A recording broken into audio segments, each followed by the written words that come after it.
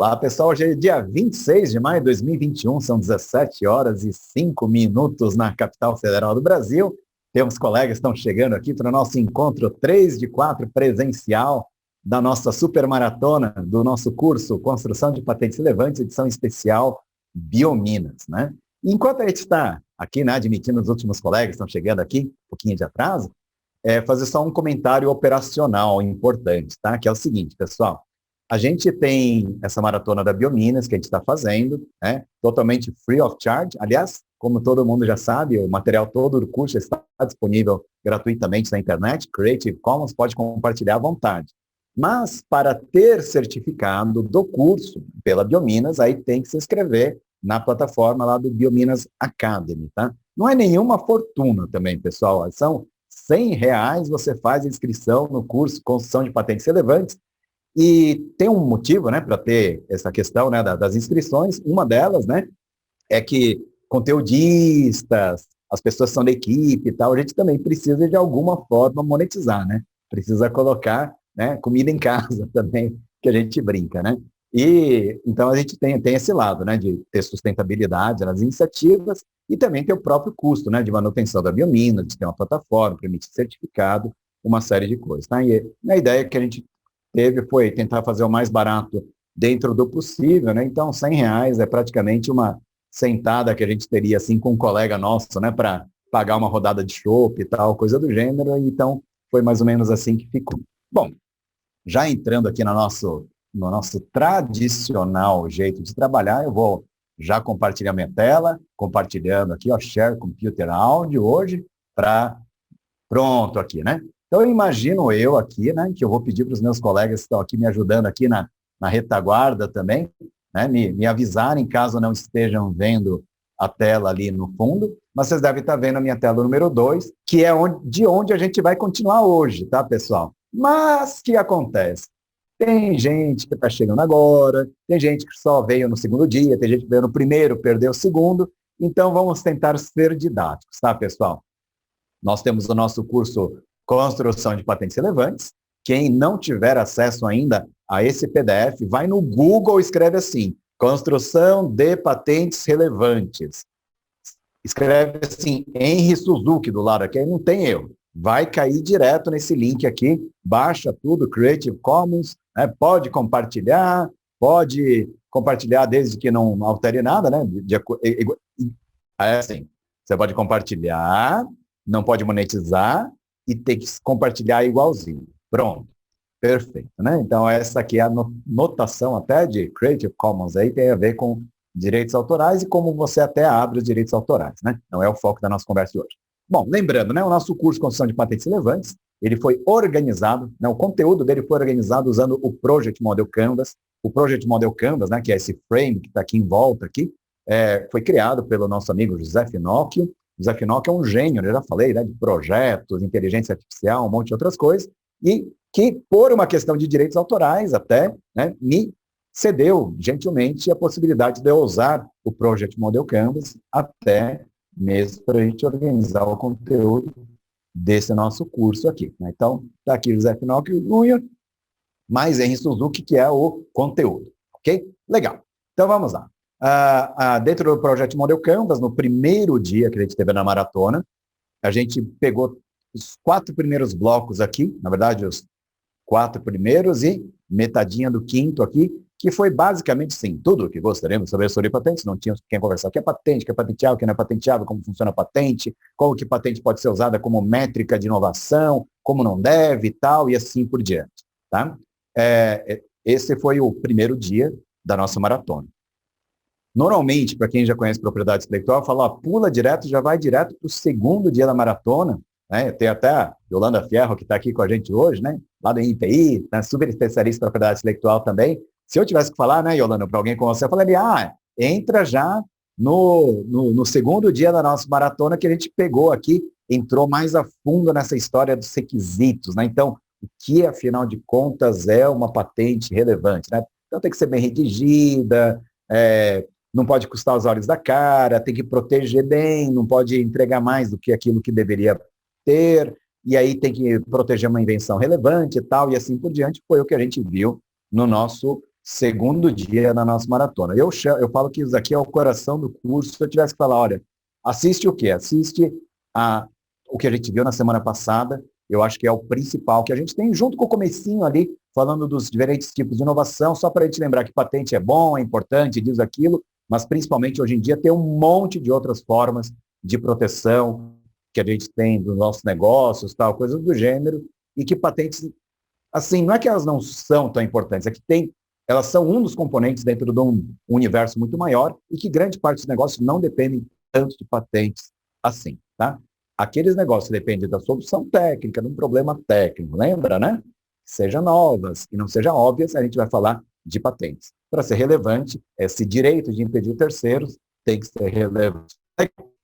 Isso, eu já fiz um resumão aqui do que a gente viu até agora, e agora a gente vai entrar, pessoal, numa fase assim, né, vamos entender melhor essa história das pessoas, né? Então, o quem da coisa.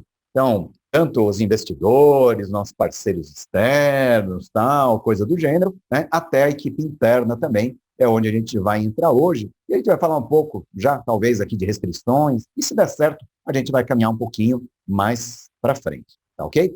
Legal. Vamos lá então, pessoal. Por favor, Henrique, dá um tempinho aqui, né? Vamos colocar a tela grande. Vamos ver ali, aumentar a velocidade dele, né? Colocar na velocidade de reprodução 1.5, tá, pessoal? E com vocês, então, eu vou pedir para o meu amigo Henrique Suzuki, de gravatinha vermelha, assim, né? Para ele, então, falar com a gente, então, sobre a questão dos stakeholders externos, fatores externos. Por favor, Henrique, com você a palavra. Então, entrando aqui na nossa coluna número 3, a coluna do quem, né, dos stakeholders externos, dos fatores externos, da nossa equipe interna, e vamos começar já falando aqui, então, né, da parte de cima aqui, da coluna número 3, né, stakeholders externos, fatores externos. Bom, vamos lá, né, tem uma série de personagens aqui, de fatores que a gente tem que trabalhar, não é isso? Vamos lá, né, então, fatores externos, né? Sócio, chefe, familiar, aquele que você tem que convencer, né, que, peraí, você tá perdendo tempo com esse negócio aí de ficar fazendo patente e tal, diz aquilo, né? Não, a gente tem que estar com eles, né? Legal. Investidores. Investidores é aquele bicho que às vezes vem e te pede uma patente, nem ele sabe para que serve, né? Tem uma coisa importante, a pessoa tem investidores anjos, que são do segmento tecnológico e entendem muito de tecnologia. Aliás, eles aportam mais do que dinheiro, conhecimento e relacionamento. Esses são os investidores que normalmente a gente precisa ter com a gente, né? Mais do que aquele que às vezes está ali, né? Querendo só colocar um dinheirinho ali. São casos mais raros, diga-se de passagem. Normalmente, investidor, quando está com uma empresa, né, ali na fase mais nascente, tem algum conhecimento daquele mercado, ou então você também vai procurar um investidor que tem conhecimento do mercado e não só que tem dinheiro, não é verdade? Legal. E aí tem patrocinadores, órgãos de fomento, etc., que muitas vezes te pedem que você tenha uma patente no final. Pessoal, se for patente, por quantidade, cumprir com meta, é relativamente tranquilo, né? Basta que tenha título, resumo e pague a taxa, que o pedido de patente, que é normalmente usado como métrica por grande parte desses atores, aí você vai cumprir. Tem preço ganhar. Você tem que depositar 3 patentes até o final do ano. Universidades que têm isso. É muito fácil, né? Depositar patente não é nenhum segredo. Até mesmo quando a gente viu ter uma patente conseguida, não é um problema. O problema é ter uma patente que realmente vale a pena. Que proteja o mercado, que vale a pena ser protegido. Ok? Esteja em alinhamento com a estratégia da nossa empresa, com a estratégia do nosso centro de inovação, por exemplo. Legal. Grande parte do que a gente tem, né, desses atores aí, eu diria, principalmente quando a gente tem que convencer que vale a pena fazer uma patente, grande parte deles vai perguntar assim, tá, mas você tá querendo fazer patente e quanto vai custar? Você fala, não, eu vou fazer grande parte do trabalho dentro de casa, inclusive eu fiz aqui, eu tô fazendo um curso aí de construção de patentes, né, já tô convencido que eu mesmo preciso fazer uma boa parte desse trabalho, eventualmente, se a gente tiver uma coisa bem legal mesmo, inclusive vou mostrar para vocês depois, eu eventualmente vou contratar um especialista para me ajudar a dar uma revisada e tal, mas grande parte do trabalho eu faço. Mas quanto vai custar? R$70 para uma pessoa física. Mais $150 para fazer um PCT de taxa daqui a um ano. Bem razoável, né? Enquanto pessoa física, tal, pequena empresa, coisa do gênero, né? Aliás, o PCT é pessoa física, tá, pessoal? Esse desconto, né, de 90% que tem nas taxas. Acho que falou agora há pouco, alguma coisa disso. Legal, então normalmente vão querer saber se você vai gastar muito tempo, diz aquilo. Normalmente, pessoal, invenção, sabe o que a gente faz? Você acaba inventando essas coisas quando você tá no trânsito, voltando para casa, tá na fila do aeroporto, vê alguma coisa. Às vezes você tá na praia com a sua família, você tem uma ideia. Né? A ideia não tem tempo. Aliás, é aquela história do ócio criativo, né? Às vezes a gente precisa desacelerar para ter as ideias. Legal. A gente tendo esse conhecimento prévio, a gente não precisa... mas vai ter que acionar alguém na empresa? Não, eu consigo fazer grande parte por conta própria. Legal? Então, assim, com isso, alguns comentários gerais sobre esses stakeholders externos. Toma cuidado com uma coisa também. Tem muita gente que se apresenta como investidor e, no final das contas, é olheiro, é uma pessoa que talvez não tenha a melhor das intenções, a melhor das índoles e tal, né? Não vou falar que sim ou que não. Moral da história, pessoal. O prevenido morreu de velho, né? Como dizem. Para que o investidor tem que saber detalhes da sua invenção, coisa em grande parte dos casos não precisa, tá? Então, on a need to basis, né? Você pode falar para ele se realmente for necessário. Mas você fala, não, eu não coloco se você não me contar tudo aqui, ué. Talvez nem ele gostaria que você contasse tudo para um outro investidor que eventualmente vai entrar no grupo, né? Então, assim, toma cuidado com essas figuras também, tá? Mentor é outra coisa, tá? Tem gente que se apresenta como mentor e aí é um problema. Mas tinha gente que tinha que regular o mentor, tinha gente que ia regular o investidor.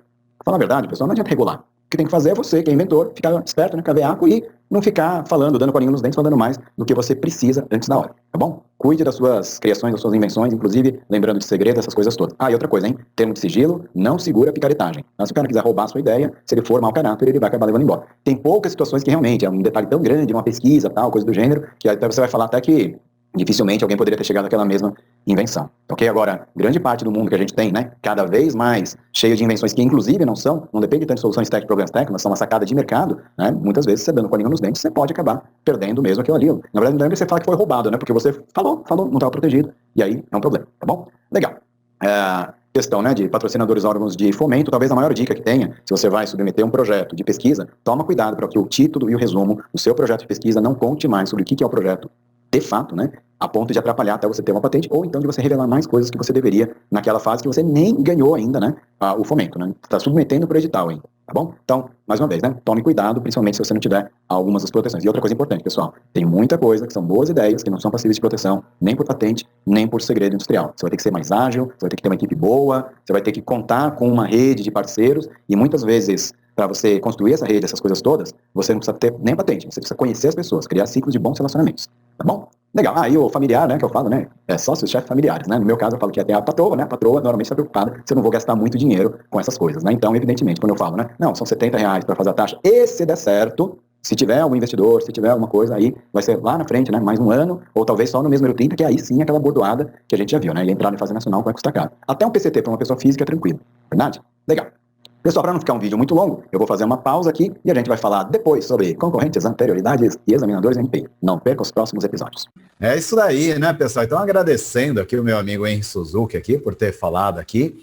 A gente, então, voltando aqui, a gente deu uma faladinha aqui rápida, né, sobre essa história de sócio, chefe familiar.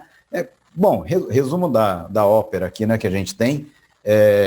Acho uma das principais mensagens tomar muito cuidado mesmo com quem a gente trabalha, escolher bem os parceiros, tal, coisa do gênero, e lembrando sempre, né, que contrato não segura picaretagem, né? Eu fiz um comentário, e eu devo comentar mais ao longo do dia hoje, sobre termos de sigilo, essas coisas, formalmente é muito importante, pessoal, né? E até mesmo, diria até, do ponto de vista de estratégia de negócio, isso é importante.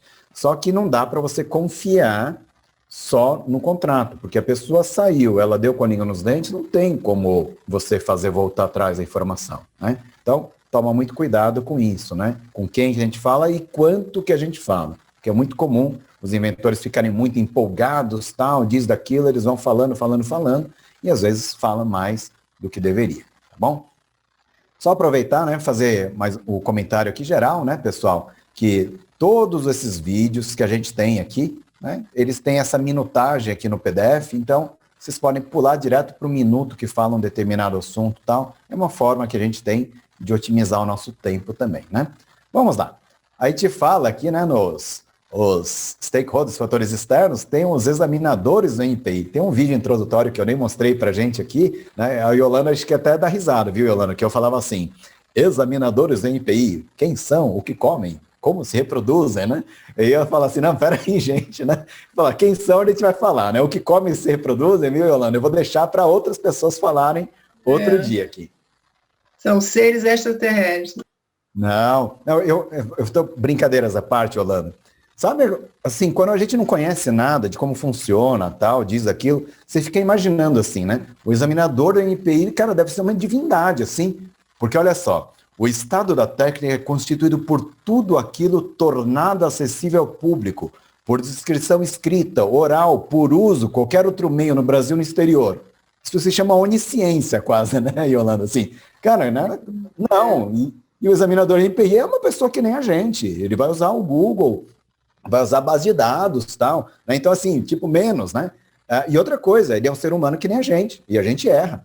E quem não erra, né? Então, é uma coisa muito importante. Aliás, estou dando spoiler do que a gente está falando, né? E aqui a gente vai falar sobre os examinadores, inclusive sobre a possibilidade de agendamento também de entrevistas que a gente tem.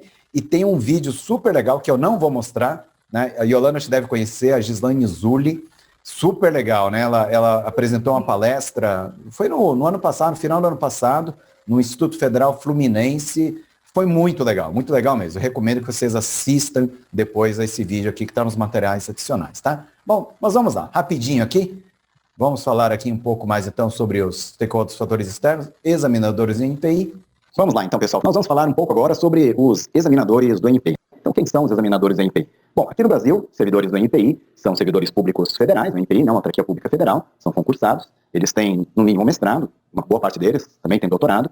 E são seres humanos, né, em primeiro lugar, né? São seres humanos igual a gente, né? A lei até diz assim, né? É patenteável a invenção que atenda aos requisitos de novidade, atividade ativa, aplicação industrial. E aí fala, o estado da técnica é constituído por tudo aquilo tornado acessível ao público, por descrição escrita, oral, por uso, qualquer outro meio, no Brasil ou no exterior. Eu até brinco, né, quando eu estou falando sobre esse assunto, né, sobre análise, sobre o que é o estado da técnica, parece uma coisa meio divina, assim, né? Porque conhecer tudo tornado acessível ao público, qualquer meio, qualquer lugar do mundo, né, é uma coisa chamada onisciência, né? Que evidentemente, né, que o nosso mortal examinador do NPI, assim como nós, ele não tem acesso, né? Então, são profissionais que vão fazer levantamento em base de dados, não têm acesso, às vezes, nem às bases de dados, que nós, eventualmente, possamos ter acesso aqui também.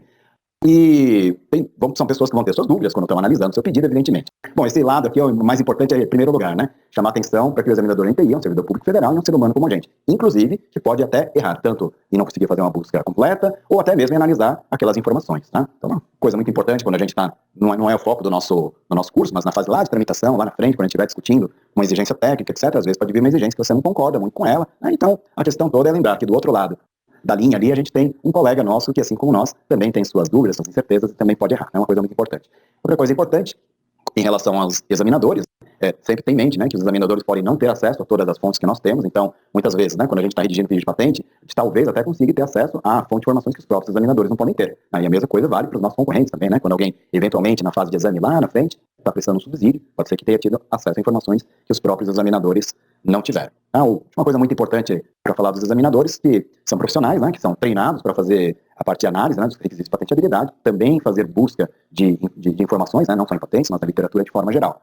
E isso é uma coisa que a gente pode usar muito. Acho que eu até citei lá para trás, né, que por que a gente usa muito citações em patentes, por exemplo? Porque tem um examinador do INPI daqui, ou de algum outro examinador, né, de fora do país, que fez um levantamento de informações e fez aquela análise. Mais recentemente, o que tem acontecido com frequência pelo mundo afora, é que em função, né, das grandes filas que a gente tem de análise, as buscas que são feitas por uma autoridade muitas vezes são utilizadas por outras autoridades também, né? Então, o examinador brasileiro vai acabar utilizando uma busca que já foi utilizada, por exemplo, por um examinador no pedido europeu, por exemplo. Então, isso é uma coisa importante também de ter em mente, né, que dependendo da situação, o próprio examinador ele pode não ter conseguido fazer uma busca até mesmo como ele gostaria de ter feito, né? Seja por questões processuais ou seja até por limitação também de acesso a informações. Okay? E outra coisa importante, né, no processo de interação com os examinadores, que vai acontecer lá na frente, sempre lembrar, né, que é um colega nosso, profissional, e que está tentando fazer o melhor trabalho dele, pode errar, e que, outra coisa importante, né, que não necessariamente fala naquele linguajar comum, né, do meio jurídico, tal. Normalmente é um engenheiro, né, um mestre, um doutor na área de biotecnologia, farmácia, química, seja lá o que for, né, e que a gente pode conversar, interagir com eles tecnicamente. Um último comentário que eu faria ainda sobre os examinadores, uma etapa lá na frente de análise, é que se eventualmente você não concordar com alguma opinião, uma decisão até do examinador, sempre é possível você pedir uma audiência, né, pedir uma reunião. Isso pode ser feito até online por meio dos canais de comunicação do Fale Aqui, do NPI, isso no caso do Brasil. Outros países também têm essa figura, né, do oral proceedings, lá no SPTO, por exemplo, você também pode pedir uma entrevista, né, isso inclusive é muito comum acontecer, você pedir uma entrevista com os examinadores, tá bom?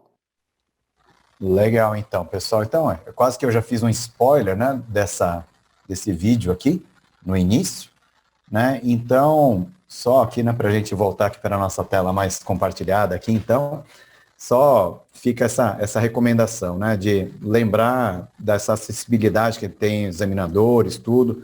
Claro que, ultimamente, em função das filas, né, dos novos procedimentos até, do combate ao backlog que a gente tem, nem sempre é tão fácil a gente fazer assim, e não é tão fácil a gente também ter, né, o examinador poder se dedicar a um tempo maior para, por exemplo, essas entrevistas. Mas a possibilidade existe, né? E isso, inclusive, é citado, salvo engano meu, naquele vídeo que eu recomendei com vocês, né? Que é da nossa colega, que é pesquisadora lá do INPI, que é um vídeo muito legal, ela fala bastante, né? Sobre a questão de como funciona a análise e uma série de outras coisas ali, tá bom? Beleza. Seguindo aqui adiante, e aqui eu não vou fazer mais spoiler para a gente vencer essa nossa etapa, tem a questão, né, de concorrentes e anterioridades, e aí sem deixar a bola quicar muito, eu já vou compartilhar a nossa tela aqui novamente. Seguindo aqui então no nosso bloco dos stakeholders, vamos falar agora da figura dos concorrentes. Concorrentes, potenciais parceiros, outros jogadores do nosso mercado. Eles são muito importantes.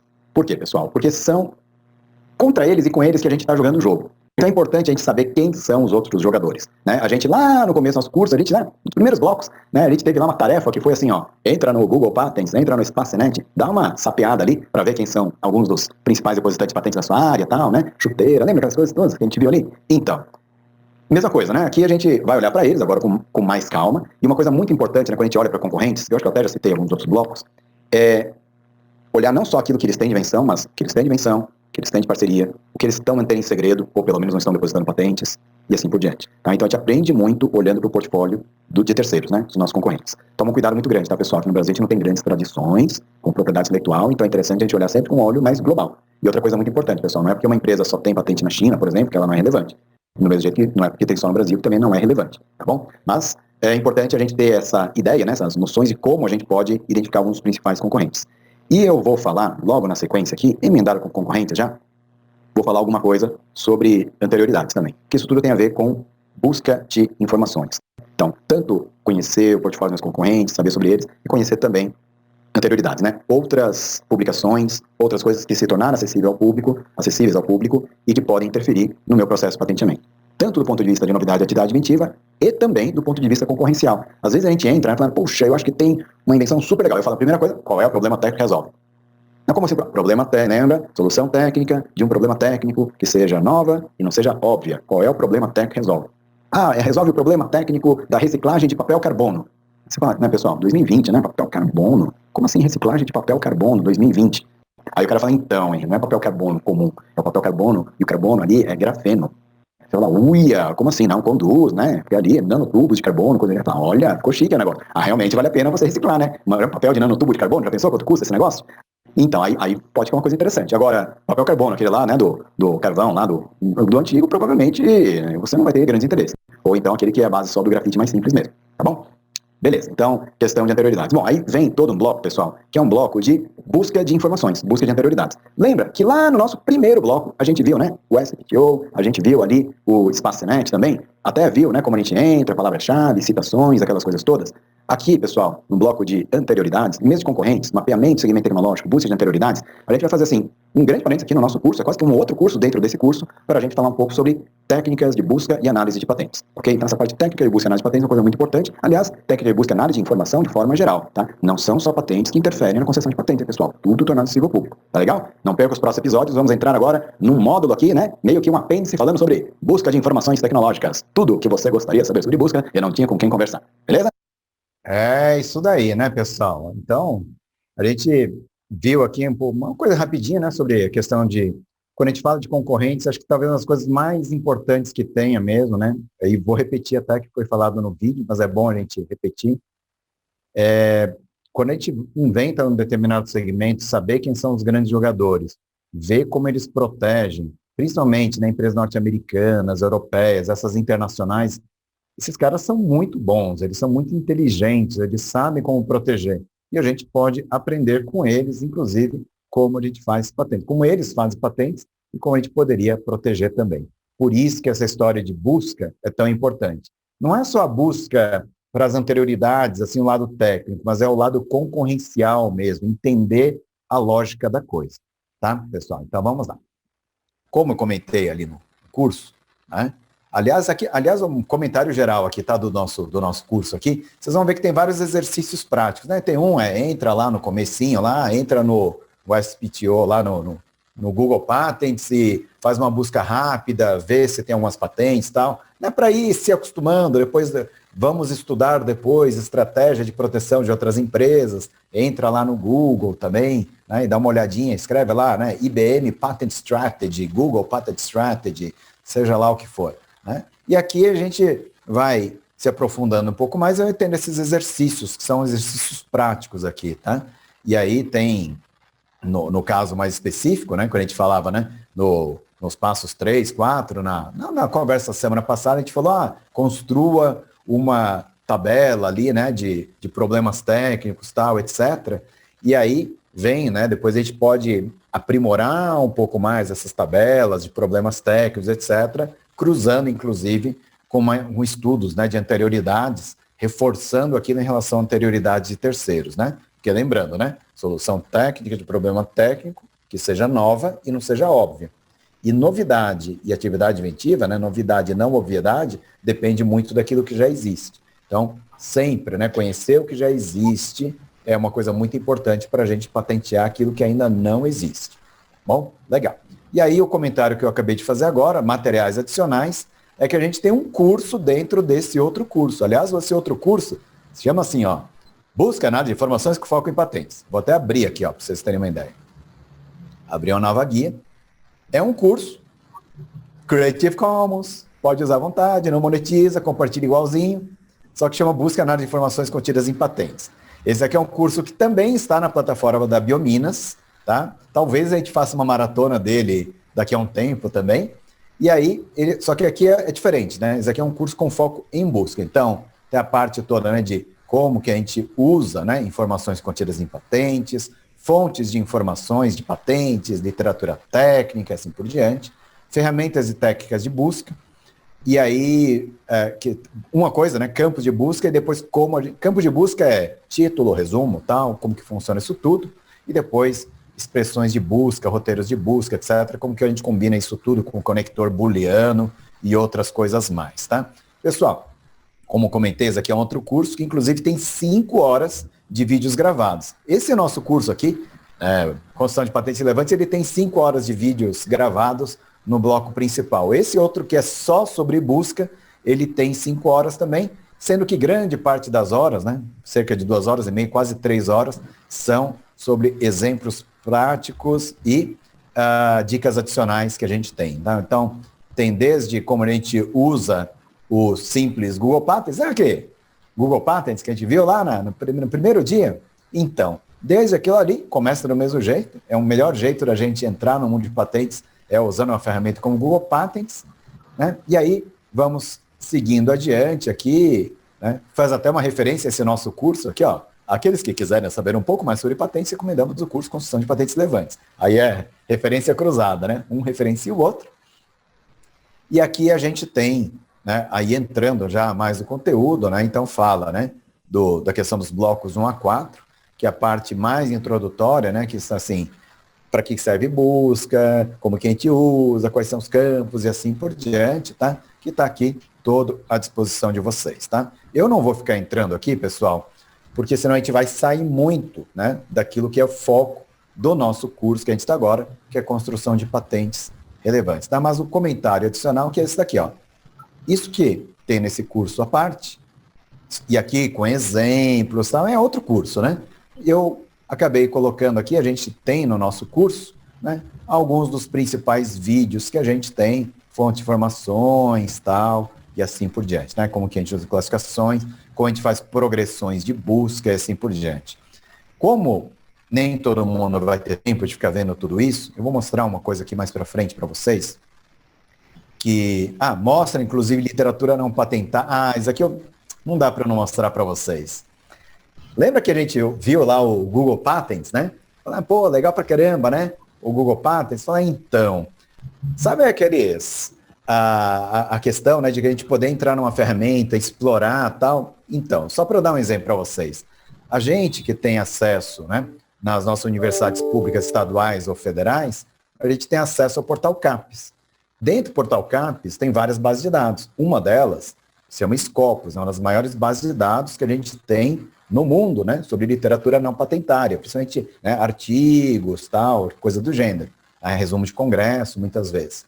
E a gente tem acesso ao portal CAPES, né, que dá para a gente fazer esse tipo de análise também. Então, eu só vou mostrar para vocês, pessoal, porque aqui são 6 minutinhos, e aí dá para eu até pedir para o Henry falar em velocidade 1.75, só para a gente dar uma olhada, para vocês terem uma ideia, né, do tipo de conteúdo que a gente tem fora de patentes também. Então, eu vou pedir aqui para o Henry Suzuki, lá no outro curso, conversar com a gente um pouco sobre literatura não patentária numa base de dados, por exemplo, como o Scopus. Digitando aqui scopus.com, se você tiver plugado, é importante, hein? Você tem que estar na faixa de IP, né, da Unesp ou da Univesp, para fazer esse acesso. Aí vocês vão cair nessa página aqui, né? Eu até vou continuar aqui como guest. E aqui essa aqui é a ferramenta, que é uma ferramenta comercial, mas que a gente tem acesso de dentro de muitas universidades aqui no estado de São Paulo e pelo Brasil afora. Então, eu vou dar um exemplo aqui de uma busca, tá? eu venho aqui, insert, eu vou fazer uma busca um pouco diferente, vou fazer uma busca assim, tipo dengue, tá? Uma busca que eu já fiz algumas vezes, só para mostrar para vocês. Digito aqui, ó, dengue. E aí uma coisa legal aqui do Scopus, tem lá 30 mil documentos, fala, nossa senhora, tem que refinar isso tudo. Né? E uma coisa que é bacana, né, que eu até diria dentro da conversa que a gente vai ter no nosso curso, é sempre ter uma ideia de panorama. Então, antes de sair refinando, dá pra gente dar uma olhadinha e fazer algumas análises aqui dentro. Olha que bacana, hein? Olha, tem muita gente que tá na universidade ali que não sabe dessa ferramenta, tá lá um tempão. Então, clicou ali, Analyze Search Results, vocês podem ter uma ideia, né, de evolução temporal desses 30 mil documentos, principais periódicos em que tem publicação, autores que têm maior número de publicações indexadas, no caso por essa base de dados, afiliação, organizações que eles são ligados e assim por diante. Tá? E aí, só mostrar uma coisa, por exemplo, se eu vier aqui em Affiliation, der uma ampliada aqui, eu posso dar uma olhada, né, em quem são algumas das principais instituições que têm publicações indexadas pelo Scopus e que tem a palavra dengue. E ó, olha só. Se eu vier aqui nesse gráfico e clicar em cima de Fundação Oswaldo Cruz, ele faz um refinamento daquela minha busca e mostra os 882 artigos da Fiocruz, que ela aparece ali como organização, né, patrocinadora ou realizadora do estudo, e aparece ali pra gente, olha só, 882. E, antes de olhar os 882 da Fiocruz, eu posso voltar ali dentro uma vez mais e também fazer uma nova análise e descobrir, por exemplo, a evolução temporal dos artigos que a Fiocruz tem nos últimos anos e, em relação à afiliação, uma coisa bacana que a gente pode ver, por exemplo, com quem a Fiocruz mais publicou em parceria sobre dengue. Então, isso tudo indexado para essa base de dados. Uma coisa importante, pessoal, Scopus é uma base de dados super abrangente, mas não cobre tudo, evidentemente. Então, mas do que está indexado ali pelo Scopus, dá para a gente ter alguns insights. Dá para eu ter uma ideia de, por exemplo, em que a Fiocruz aparece como organização, né, que tiveram maior número de artigos indexados ali dentro da base de dados do Scopus e assim por diante, por vários outros itens, inclusive, né, em época de corte de recursos financeiros, por exemplo, quem são funding sponsors, né? Quem é que patrocinou aí sim, né, bancou esses estudos, a gente vê que tem, por exemplo, o CNPq, que a gente tem a Fundação Carlos Chagas, uma série de outras ali dentro, né? E em época de corte de recursos federais, principalmente, a gente pode ver até, inclusive, dos artigos da Fiocruz indexados pelo Scopus, quais, por exemplo, tiveram participação de patrocínio do Bill e Melinda Gates Foundation. Né? E aí, a gente pode analisar esses documentos, mesmo sem ter olhado eles, né, o conteúdo deles, a gente também pode fazer uma análise bacana também, saber, por exemplo, quem são os autores desses artigos também. Mais uma vez, né, evolução temporal, tal, coisa do gênero, e eu posso ver, por exemplo, quem são os autores. E nesse mundo de conhecer quem são os autores, a gente pode refinar também pelos autores aqui, olha que bacana, né? E dentro de um artigo, muitas vezes a gente consegue até mesmo, né, acesso ao e-mail do pesquisador ou da equipe que trabalhou no projeto. Mais uma vez, assim como no caso da aula 1, o objetivo aqui não é esgotar o assunto de busca em literatura não patentária, né, e também literatura técnica, seja lá o que for, mas é para criar uma curiosidade de vocês de dar uma usada nessas bases de dados internacionais e uma série de outras que nós vamos indicar aqui para procurar, por exemplo, quem são instituições ou pesquisadores que têm bastante pesquisa na área que vocês têm interesse. Nós vamos ver um pouco mais sobre como fazer esse tipo de pesquisa na nossa próxima aula. Veremos também, nas próximas aulas, questões sobre buscas mais aprofundadas e outros itens. Mas por hoje é só. Lição de casa para vocês. Entra no Scopus, tenta conseguir acesso ali via VPN. É isso daí, né, pessoal? Mas aqui é só comentário, né, de uma aula que foi feita, né, até faz parte do outro curso, é um curso do CREA São Paulo, por isso que eu falava da Unesp, ele é feito junto com a Unesp, nós mostrando como a gente usa uma base de dados de literatura não patentária, tá? Dentro desses materiais que a gente tem, né, que tá ali no link para o nosso outro curso, tem uma série de outras dicas, até como usa o Spacenet, também outras bases de dados, tá, pessoal? Em poucas palavras, é o seguinte, tem um monte de fonte de informação que a gente pode utilizar, tá? Então, não deixa de utilizar tudo isso aqui a seu favor, beleza? Legal. Pessoal, a gente vai entrar agora, então, né, já passamos aqui pelos stakeholders, atores externos, e agora a gente vai entrar no bloco de equipe aqui. Antes da gente entrar no bloco de equipe, deixa eu fazer aquela paradinha providencial assim. Para a gente poder seguir adiante, né, a gente viu ali o bloco ali de fatores externos, stakeholders externos, ficou alguma dúvida, algum comentário que vocês gostariam de fazer? Podemos seguir adiante. Então, só para ver se vocês estão aí ainda, dá um joinha, assim, dá um sinal de vida, coloca algum sinal, assim, tipo reactions, assim. Beleza? Então, legal, né? Pessoal, ali é um conteúdo, né, Yolanda, você tá meio... não tem muito o que raciocinar, pensar muito ali. Agora, nesse bloco aqui que a gente for falar de equipes, tá, pessoal, vai começar a ficar interessante e vocês vão começar a ficar mais intrigados com as coisas, viu? Mas vamos lá. Então, vamos voltar aqui, então, ao nosso compartilhamento, né? Aliás, eu vi que alguém tem. Beleza, a Rita deu ali, já vi ali, né? Vamos, então, compartilhar agora a nossa tela número 2 ali, com som, lógico. Né? E aí vamos entrar, então, agora, né, pessoal, no nosso bloco aqui, da equipe, primeiro um panorama geral. Vamos lá. Vamos lá, então, pessoal. Seguindo aqui no nosso Project Model Canvas, o nosso próximo bloco é o bloco da equipe, a equipe interna. E no nosso bloco da equipe, nós temos uma série de atores aqui. Primeiro eu vou fazer uma primeira passagem geral sobre todos eles, para depois voltar para cada um desses post-its e a gente falar um pouquinho mais sobre cada uma dessas figuras. Então vamos lá, né? Então aqui a gente tem a figura do inventor. O inventor é quem inventou, a gente vai ver até como a gente define quem é um inventor daqui a pouco. Especialista em propriedade intelectual, inovação, normalmente é um colega nosso que trabalha, né, na área de pesquisa junto com a gente. Normalmente, né, um especialista em propriedade intelectual, que pode ser na nossa empresa, pode ser um colega meu do NIT, do Núcleo de Inovação Tecnológica, se eu atuo numa ICT, por exemplo, ou pode ser até um colega meu, né, um consultor externo, que eventualmente pode ser um especialista também, que vai me ajudar nesse processo. A grande realidade, tá, pessoal, é que se um inventor pudesse especializar em propriedade intelectual e inovação, como a gente, acho que até meio óbvio, né, melhor, porque não precisa depender tanto do próximo colega. Legal. Aqui ainda, né, nessa primeira parte de abordagem geral, a gente tem essa figura aqui, né, do board técnico estratégico. Quem que é ele? Normalmente é o gerente, o diretor de uma área, junto com o pessoal da área de marketing comercial, ou até mesmo, né, o proprietário da empresa. Normalmente as pessoas que estão envolvidas ali naquela decisão, né, de criar a estratégia da empresa e como proteger, na verdade, o patrimônio, né, aquelas criações que nós temos dentro da empresa. O titular é o dono. É uma coisa muito importante que o dono da patente não necessariamente é um inventor. Ok? Isso é uma coisa muito importante. O titular é o dono, inventor é quem inventou. O titular pode ser até uma empresa, né? A patente é a titularidade da empresa. Inventor sempre vai ser uma pessoa. Okay? E a gente vai falar um pouquinho sobre a questão, né, também de cuidados que a gente tem com titulares, principalmente quando a gente tem um projeto conjunto, por exemplo, com uma ICT pública, e a gente, até por questões, né, de previsão na lei, se a gente faz um projeto conjunto com uma ICT pública, no mínimo aquela ICT vai ter uma parte da titularidade daquela patente. Então é importante a gente saber sobre isso também. Aliás, outra coisa muito importante, né, pessoal, falando ainda sobre titulares, é que, lembra de alguns daqueles stakeholders externos que a gente viu ali, né, sócio, disso, aquilo, esposa, tal, toma cuidado, que como patente, dependendo, vamos lá, se eu tenho uma patente não na minha pessoa física, se eventualmente, né, acontece de eu bater as botas aqui, por exemplo, aquela minha patente, ela vai para parte, né, do meu espólio, da minha herança ali, então vai ficar ali, né, com minha esposa, meus filhos e tal. Então isso tudo é uma coisa importante, né, a gente pensar, inclusive, né, se, por exemplo, eu deixo uma patente de titularidade da empresa, ou, por exemplo, se eu mantenho em titularidade com minha pessoa física também. A gente vai falar um pouco mais sobre isso daqui a pouco. Legal. A figura do redator de patentes, assim como do especialista em propriedade intelectual e inovação, ele, na verdade, assim, pode ser até o próprio inventor também. Mas o que acontece? Vamos falar, né? Muitas vezes quando você está numa empresa e tal, às vezes o inventor sênior ali, ele não tem todo o tempo do mundo para ficar se dedicando à parte de redação. Aliás, uma boa parte do trabalho do redator é, inclusive, fazer um benchmark, né, com outras patentes já redigidas, até mesmo por colegas de outras empresas, para conhecer melhor, né, o jargão, o nível de profundidade, para poder, inclusive, ajudar nessa questão, né, de definição de quantidade de exemplos, como que eles são colocados e assim por diante. Então, o redator, evidentemente, né, ele também tem essa figura do especialista, e eu coloquei ele separado aqui na nossa conversa, porque muitas vezes, né, quando você está numa empresa, muitas vezes que você tem, né, você até faz o rascunho dentro de casa, e na hora de, entre aspas, né, passar limpo, você acaba contratando uma empresa especializada, por exemplo, para falar, olha, isso aqui tem o nosso pedido, tal, então eu gostaria que vocês ajudassem a gente a fazer uma revisão geral, né, dar uma garibada geral no nosso pedido de patentes aqui, antes dele ir para uma revisão final e, eventualmente, para um depósito também. Aliás, essas figuras todas que eu estou colocando aqui, tá, pessoal, são possibilidades que a gente tem, né? Pode ter mais atores, menos atores. Aqui eu estou colocando, assim, um pouco, né, do elenco possível aqui, principalmente quando a gente trabalha numa empresa maior, mais estruturada, é comum você ter essas divisões. E, evidentemente, se você trabalha como inventor independente, você praticamente vai trabalhar sozinho.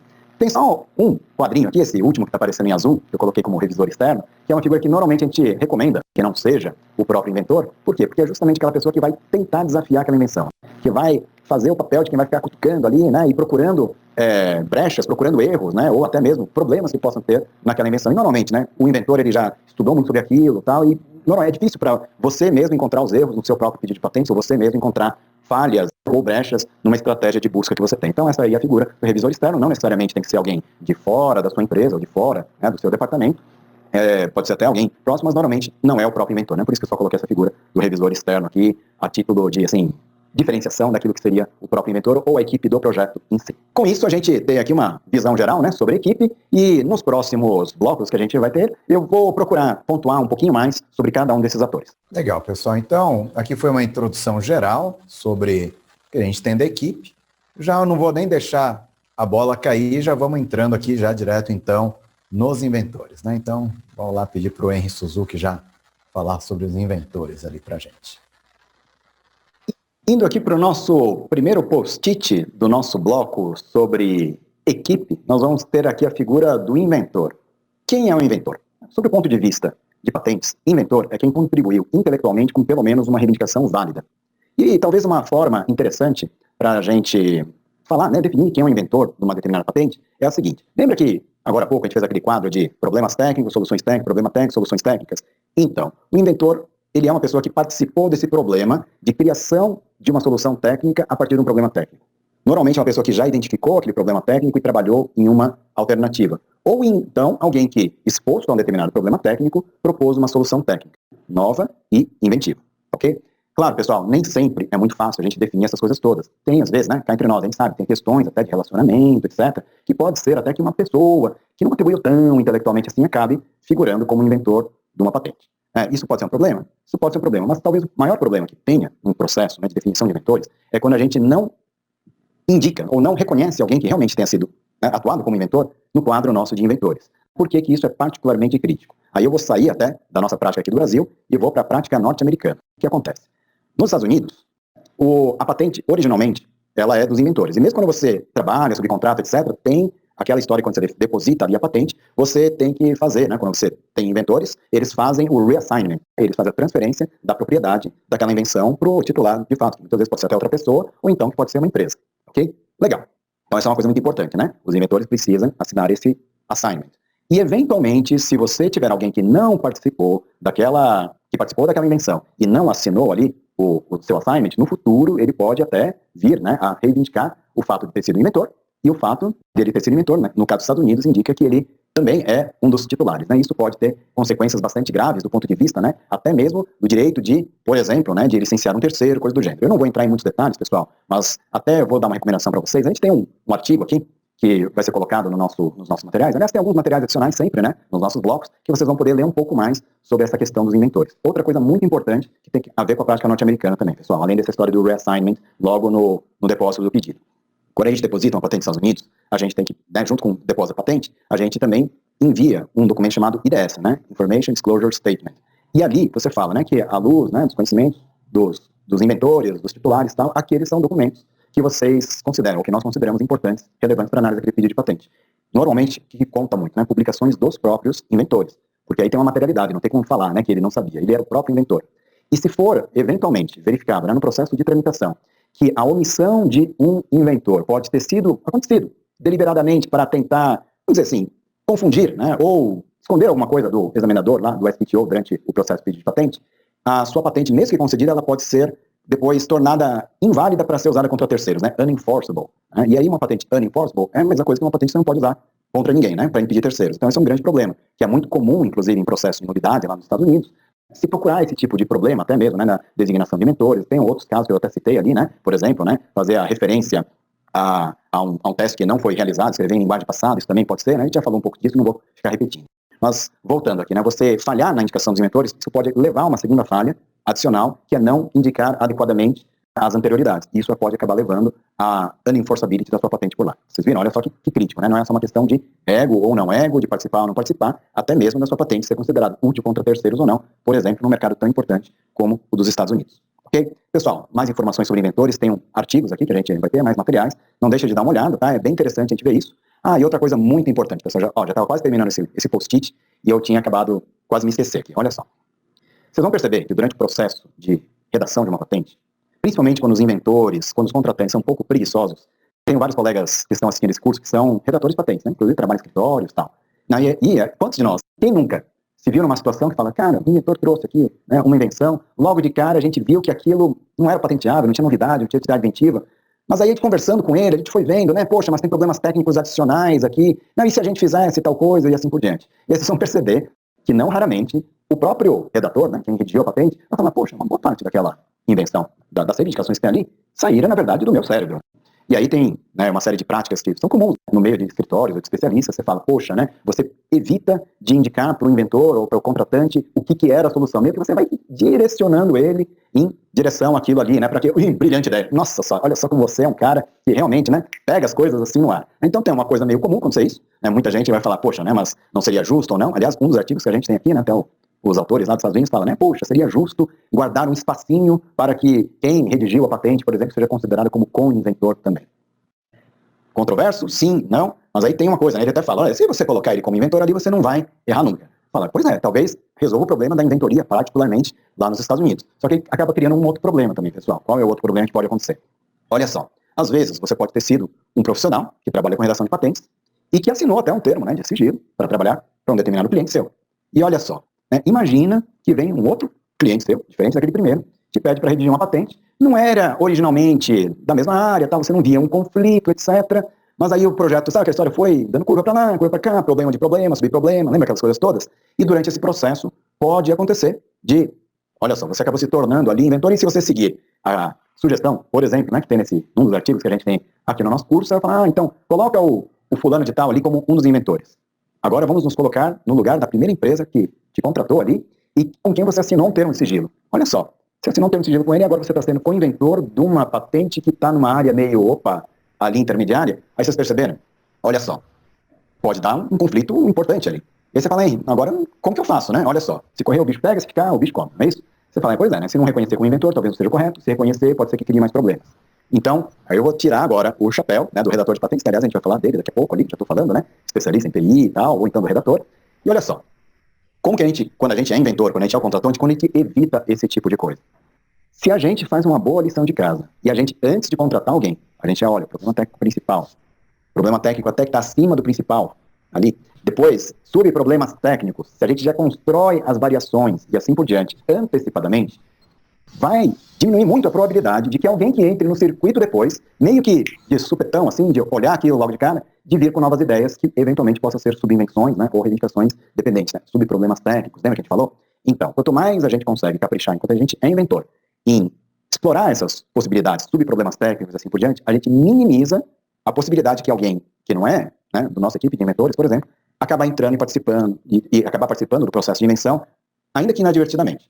Bom, independentemente da situação, coisa do gênero, uma solução, né, comentando aqui, a gente ir mais profundamente, fazer a lição de casa, não ser preguiçoso quando a gente é inventor, por exemplo, e uma outra coisa, né, que independentemente da situação, sempre que você for contratar alguém para ser, né, um revisor de sua patente, alguém que vai fazer uma busca complementar, etc., né, não deixe de colocar ali que se eventualmente aquele profissional, ele se tornar inventor, coisa do gênero, você pode até colocar, no caso dele, identificar algum item a mais que possa compor a invenção, etc., ele se compromete a não abrir aquilo para a nossa empresa. Então, um pedido até que falou, no meu contrato eu estava pedindo para ele não contribuir intelectualmente com o meu pedido. Legal. E outra coisa é que se eventualmente, apesar disso, acontecer dele contribuir intelectualmente com o seu pedido, que ele já cede todos os direitos. Ele pode eventualmente até ser considerado como inventor, porque isso é um direito inalienável, né, do inventor, quem criou, é um direito dele ser conhecido como inventor. Mas os direitos patrimoniais, né, os direitos de licenciamento, uma série de outras coisas, ele transfere, né, a titularidade daquilo para a empresa logo de cara. Então, duas cláusulas são interessantes quando a gente vai trabalhar, principalmente quando alguém que trabalha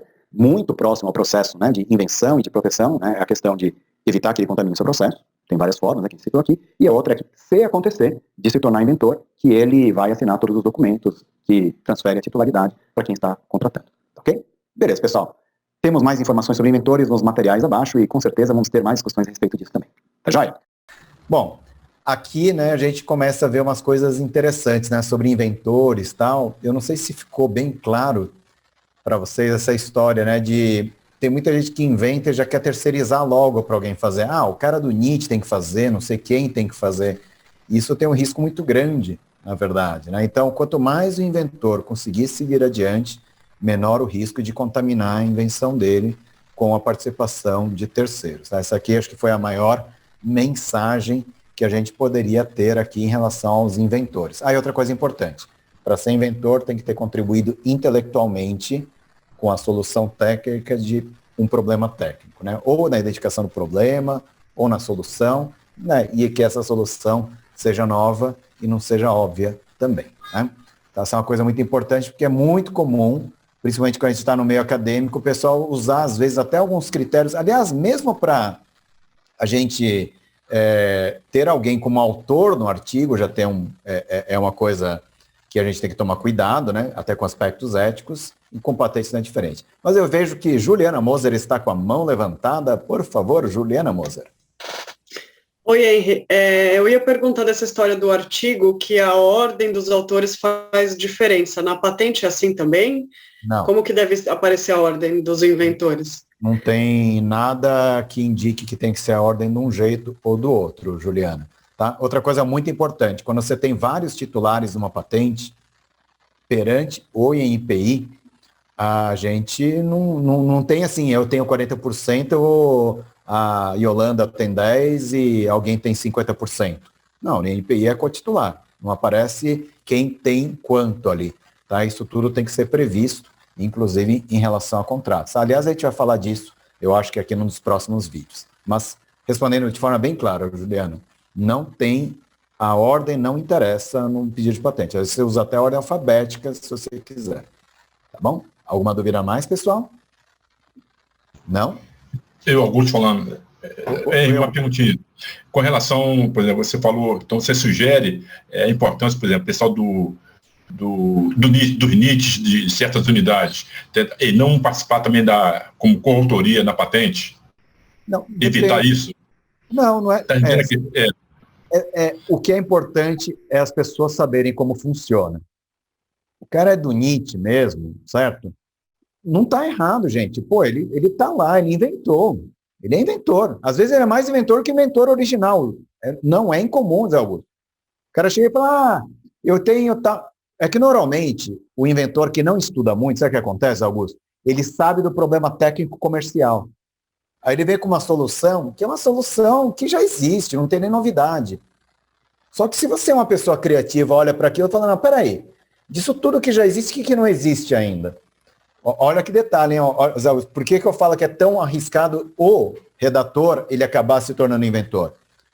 Quem é que fez a busca, quem conhece a da técnica tal, do inventor falou, não, eu inventei, agora vocês redigem a patente para mim.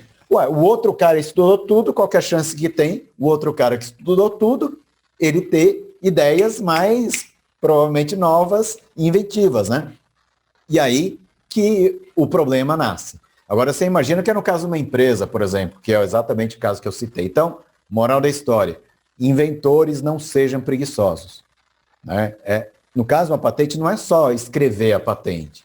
É você identificar o problema técnico e tal, você fazer levantamento de estado da técnica, coisa do gênero. Vou dar outro exemplo, Zé Augusto, aproveitando sua pergunta.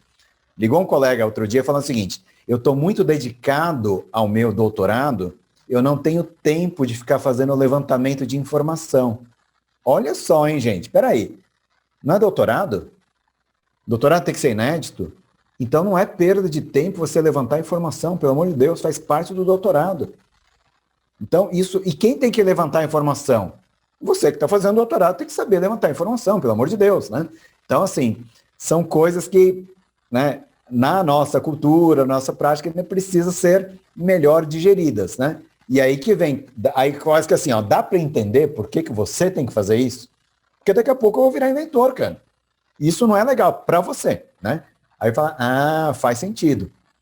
Você pode pegar, viu, Augusto? Oi, posso pegar esse vídeo e compartilhar com o professor e falar disso aqui, inclusive da maratona, esse pedaço que você falou especificamente. Zé Augusto, o objetivo desse curso é disseminar conhecimento sobre propriedade intelectual. Pode usar sim, inclusive a maratona mesmo, vai estar lá no YouTube, lá, e a gente vai compartilhar. A ideia é a gente colocar esse conhecimento em prática. Legal? Beleza. Pessoal, alguma dúvida a mais? Vou aproveitar aqui, hein? Esses temas são polêmicos aqui agora, hein? Bom, vamos lá. Vamos seguir um pouquinho mais adiante aqui, depois a gente volta, tá?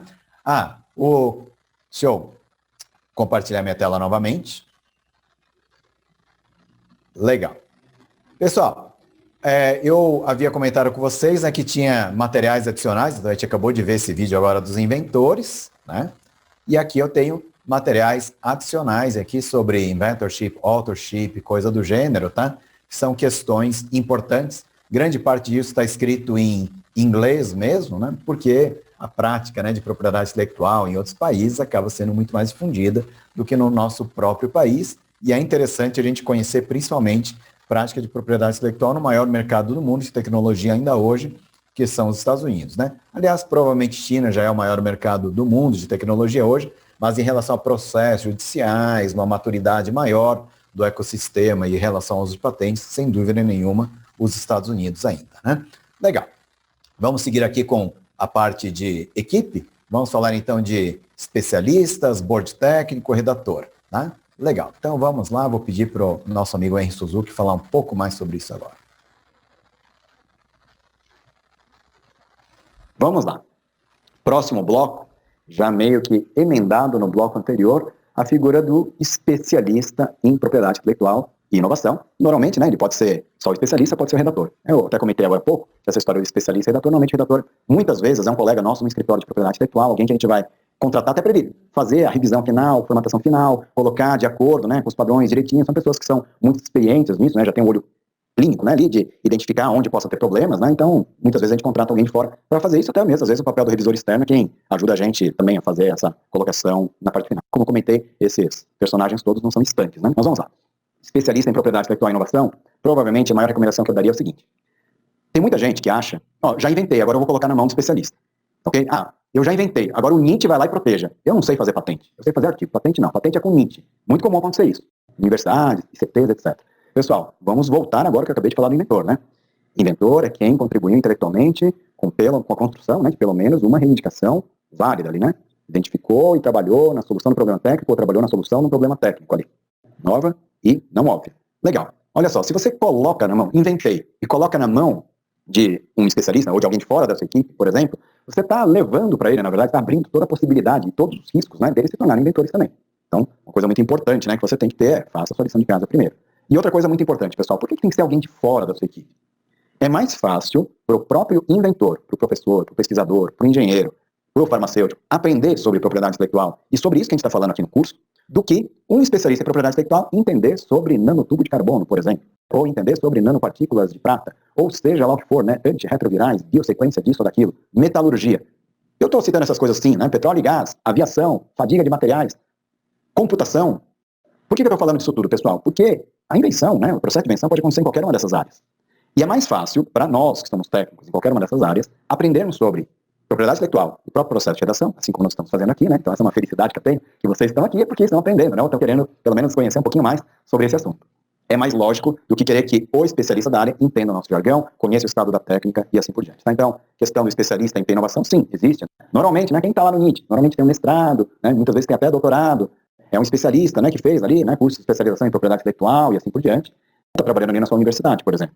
Muitas vezes são bolsistas, pessoal, eles não são nem, na casa de NITs, não são nem contratados. Então, quanto, né, de experiência que um bolsista pode conseguir durante o seu período ali como bolsista?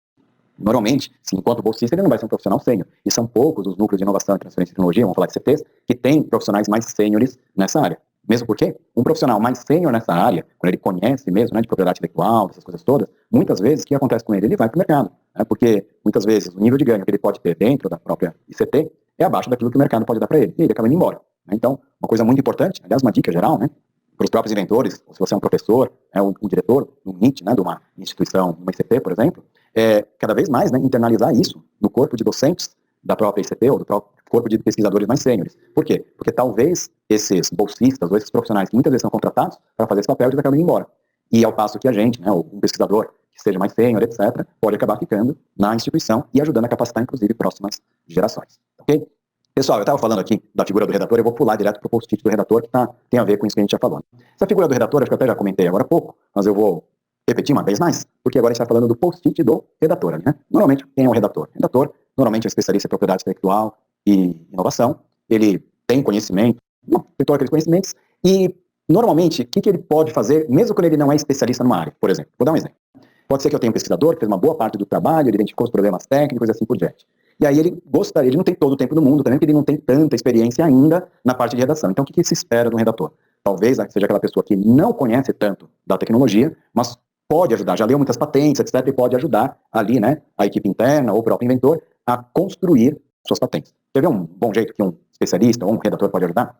Quando o próprio redator especialista em propriedade intelectual, quando ele não é inventor, ele levanta algumas patentes bem redigidas, por exemplo, e fala para o inventor, olha, esses aqui são alguns exemplos que a gente pode ter aqui, né, para a gente usar como base para a nossa redação, para a construção da nossa patente aqui, por exemplo.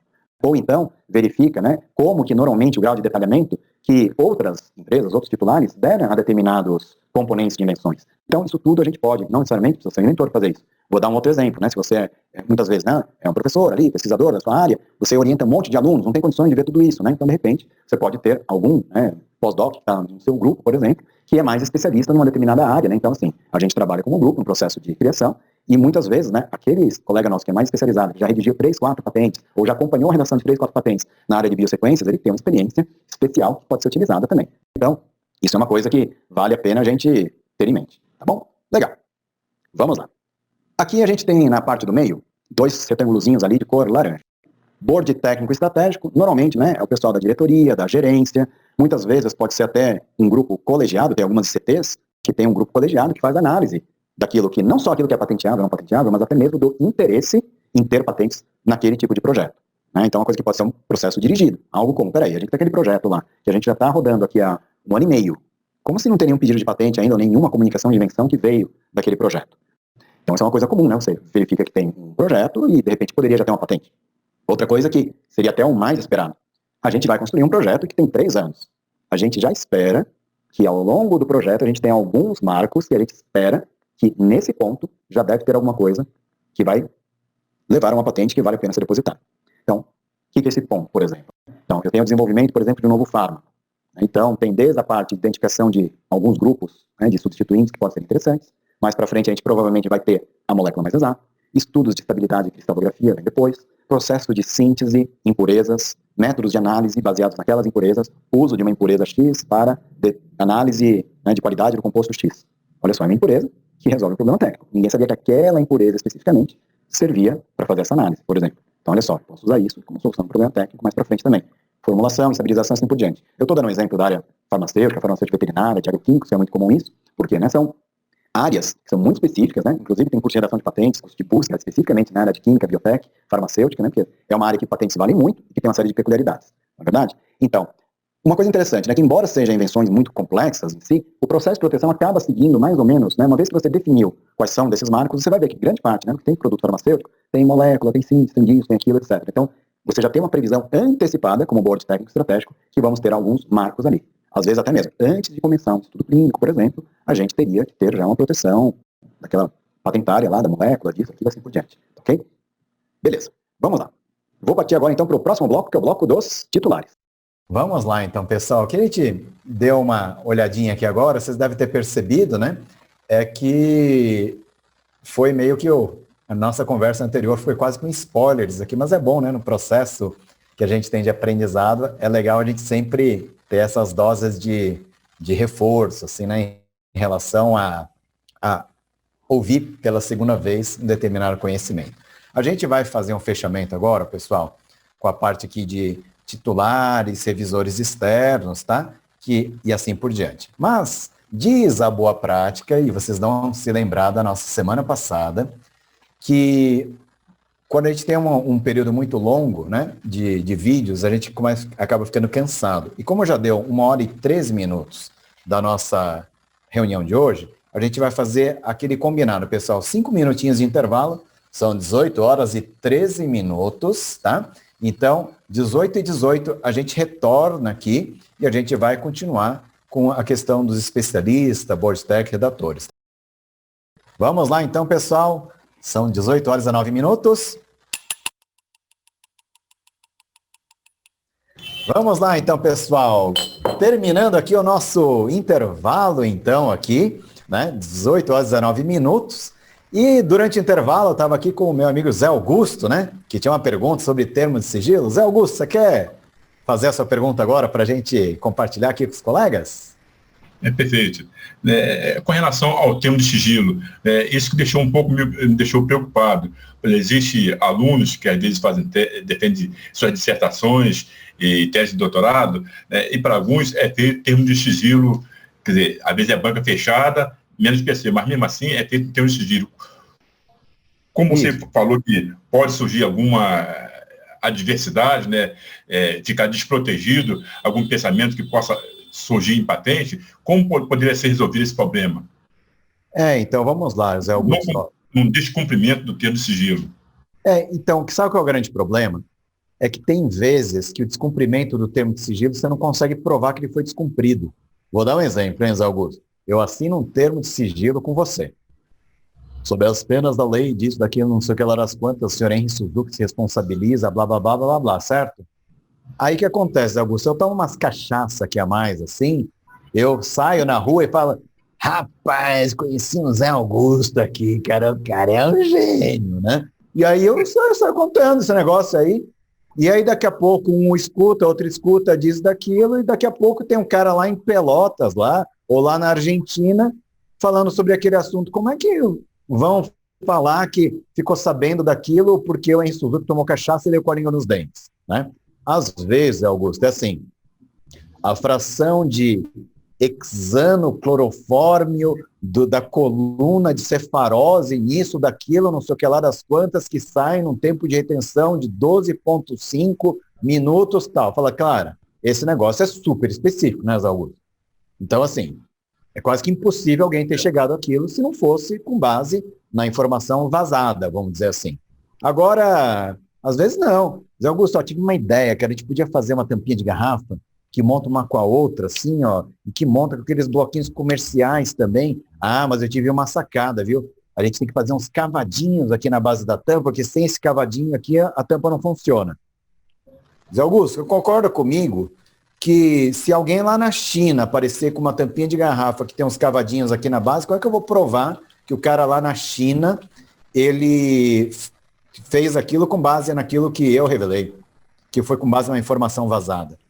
Você percebe como são as coisas? Então, como que funciona essa história de termo de sigilo? Assina, sim, termo de sigilo e só fala aquilo que for, sim, muito necessário.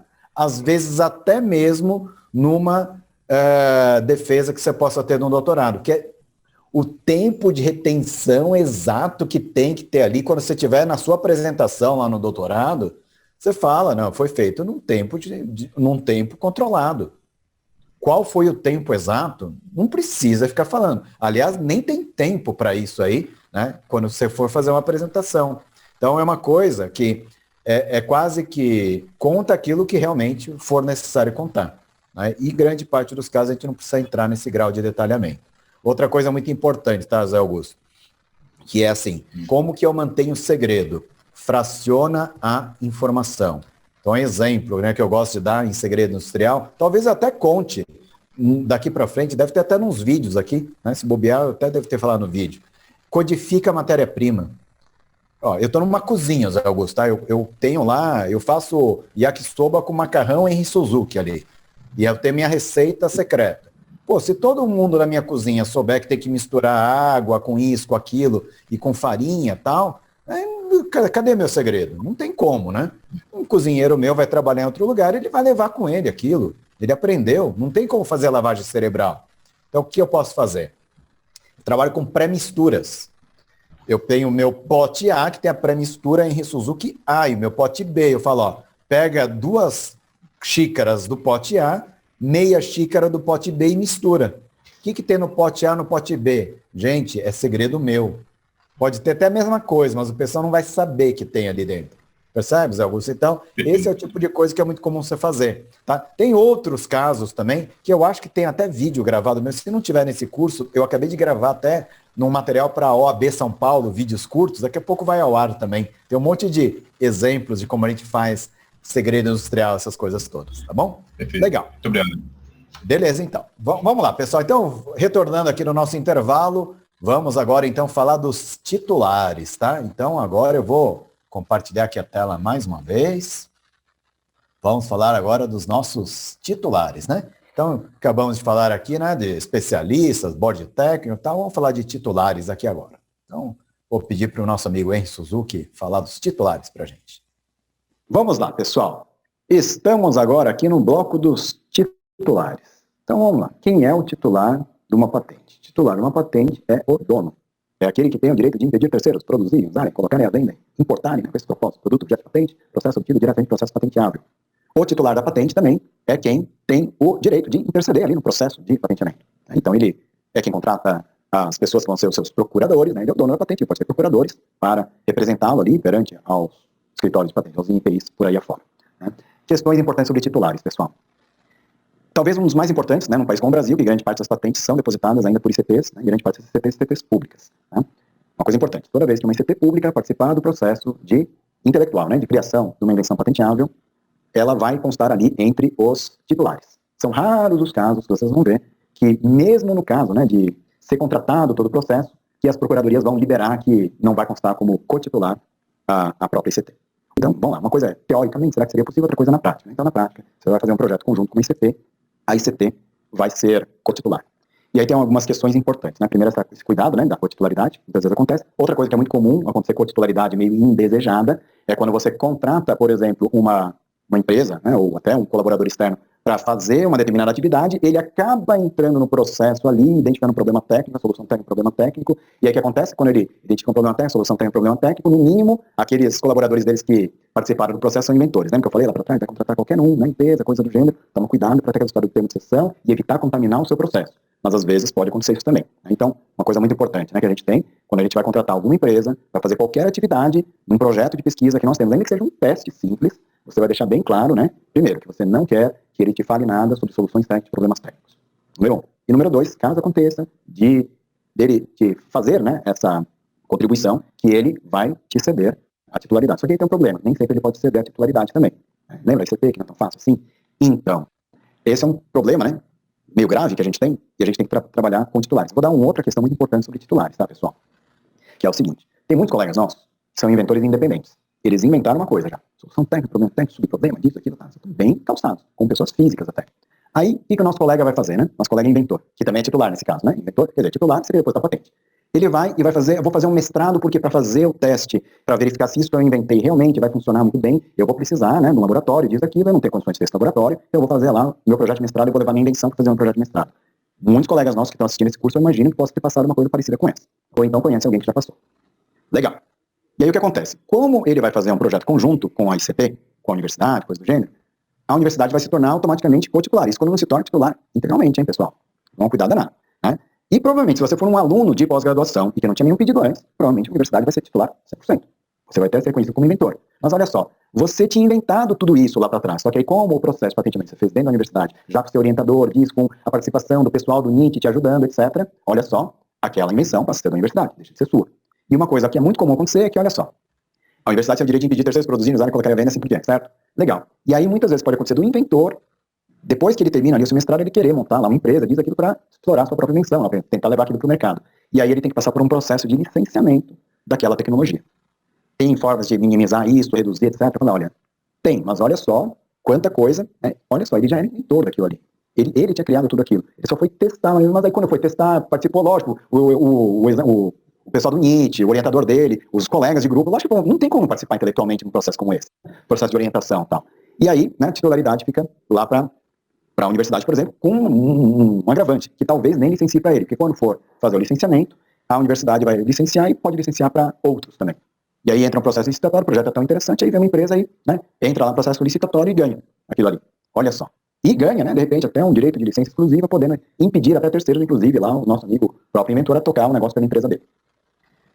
O que acontece, pessoal, nesse tipo de situação, vamos falando de titular, né? Eu estou falando uma situação muito específica, que é de inventor, em conjunto com a universidade, etc., porque grande parte dos nossos colegas que estão aqui nos assistindo hoje, provavelmente são, ou já foram, ou já passaram por uma universidade, coisa do gênero.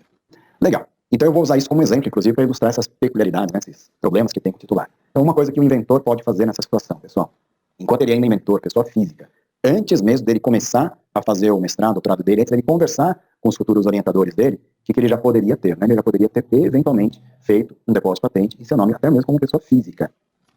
Legal. Mas você fala, mas Henrique não vai ter condições de fazer os testes todos. Mas ele já tem a patente. É dele, está em nome dele. De repente ele tem até uma microempresa individual lá, que é a co-titular, né? Aliás, é a titular, ele é inventor e a empresa dele é titular daquela patente. Legal. E aí quando você for fazer o seu processo, né, até mesmo, né, de escolha, de início, né, de submissão, conversa com possíveis instituições onde você vai fazer seu mestrado, você pode, inclusive, já citar, né? Eu tenho um pedido de patente em nome da minha pessoa. E isso daqui eu quero fazer agora a comprovação, ou quero fazer teste em relação àquilo. Pode ser até feito um projeto, que é um convênio já com a universidade. Provavelmente, se novas invenções forem derivadas dali, a universidade provavelmente vai constar como titular, ok? Agora, o direito de impedir terceiros, daquela mais abrangente, que era inicial, segue na mão do inventor. Então, algo como, mesmo que a universidade, no dia de amanhã, quiser licenciar uma outra empresa, você, como titular, tem o direito de impedir terceiros fazerem aquilo.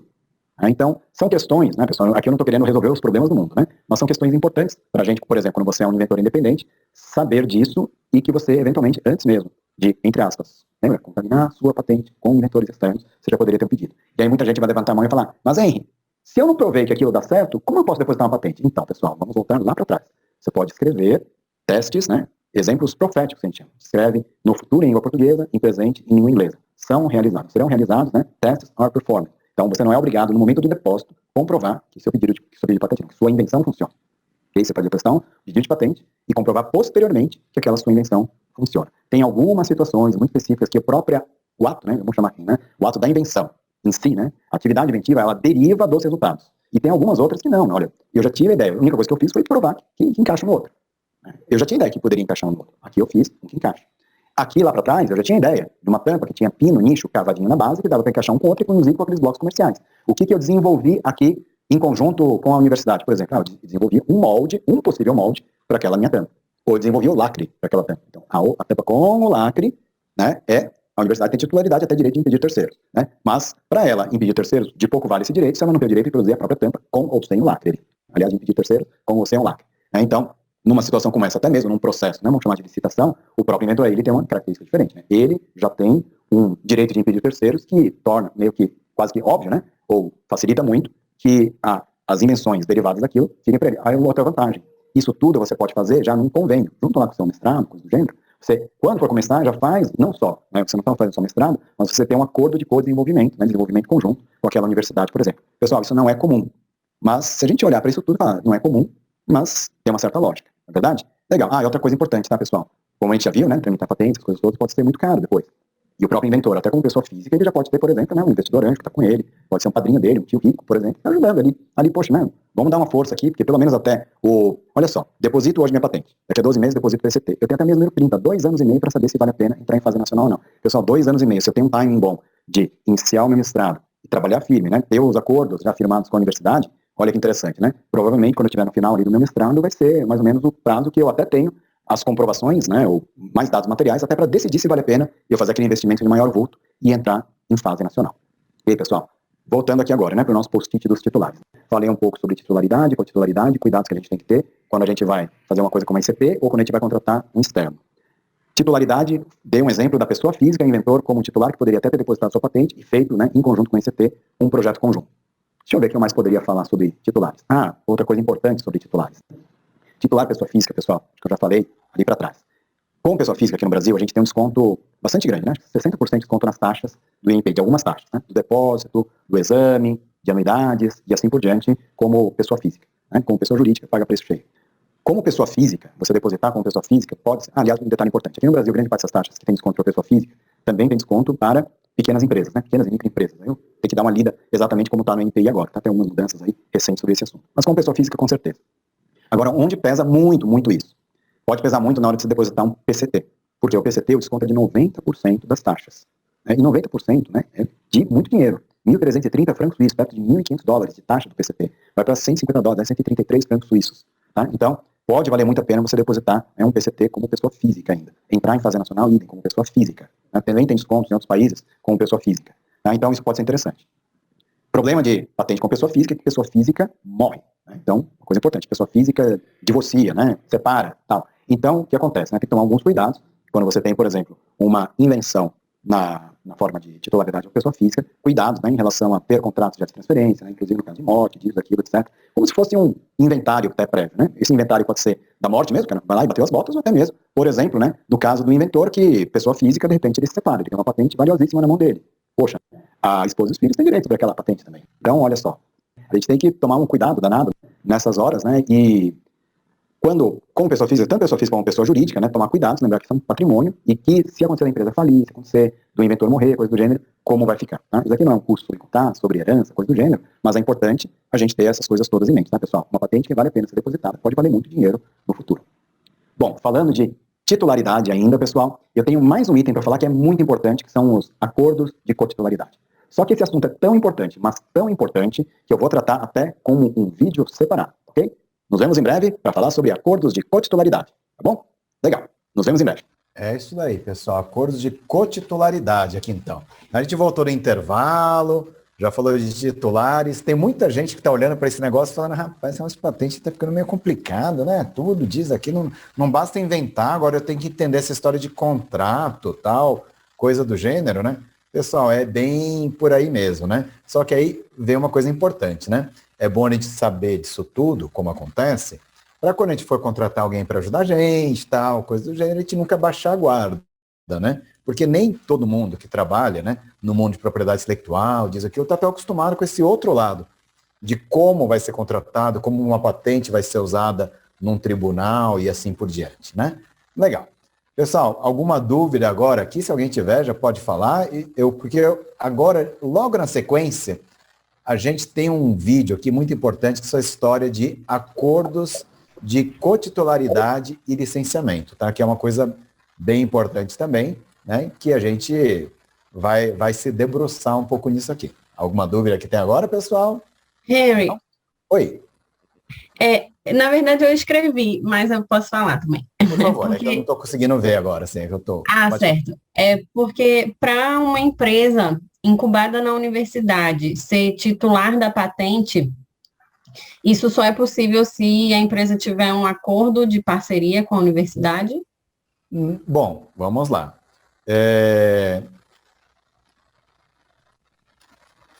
Empresa incubada, quando você está incubada, você provavelmente vai ter um acordo ali com a universidade. Tá? Inclusive sobre o uso da estrutura e assim por diante. Então, tem duas coisas. Uma coisa é seu contrato de incubação. Tá? Você está incubada, você está usando só a estrutura da universidade, disso, daquilo, tal, dentro só, é como se fosse só usando o local físico, tal, talvez não tenha grande problema. Agora, começou a usar equipamento, tal, coisa do gênero da universidade, aí começa a acender já luzes vermelhas ali. Qual que é a pior situação? Os técnicos da universidade, eles passam realmente a serem inventores da coisa. É um projeto conjunto com o grupo de pesquisa do professor. Aí não tem como a universidade não ter algum tipo de participação ali. Porque você não está contratando todas as horas, diz aquilo, é como comentei, né? Uma coisa é teoria e na prática, né? Na prática, dificilmente uma procuradoria vai abrir mão, né, da cotitularidade. No mínimo, o pesquisador ali da universidade já vai ser inventor. Agora, se for só equipamento, diz aquilo, tal, coisa, como se fosse o aluguel de uma estrutura, né? Daria para você, mesmo sem ter o acordo, você ser titular. Mas o ideal, sabe o que é? É deixar bem claro isso no seu contrato de incubação, quem é que vai ser, aquilo que você pode ser, ou fazer, o que você não pode fazer para ter a universidade como cotitular. Enquanto não inventarem nada, não tem patente, ninguém está nem aí com isso. O problema é que quando chegar lá na frente, o negócio for muito valioso, o pessoal vai falar, não, peraí, essa empresa incubada aqui, não, os nossos técnicos usaram aqui. Você percebe essas coisas? Então, assim, não baixe a guarda, né? Faça, junto com o acordo de incubação, faça acordos de co-desenvolvimento. Sabe a história? Caso aconteça já está previsto. Não sei se foi claro ou não. Foi sim. Obrigada. Legal. Eu que agradeço pela pergunta.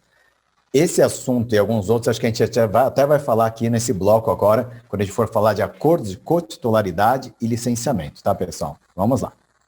Não perca os próximos episódios.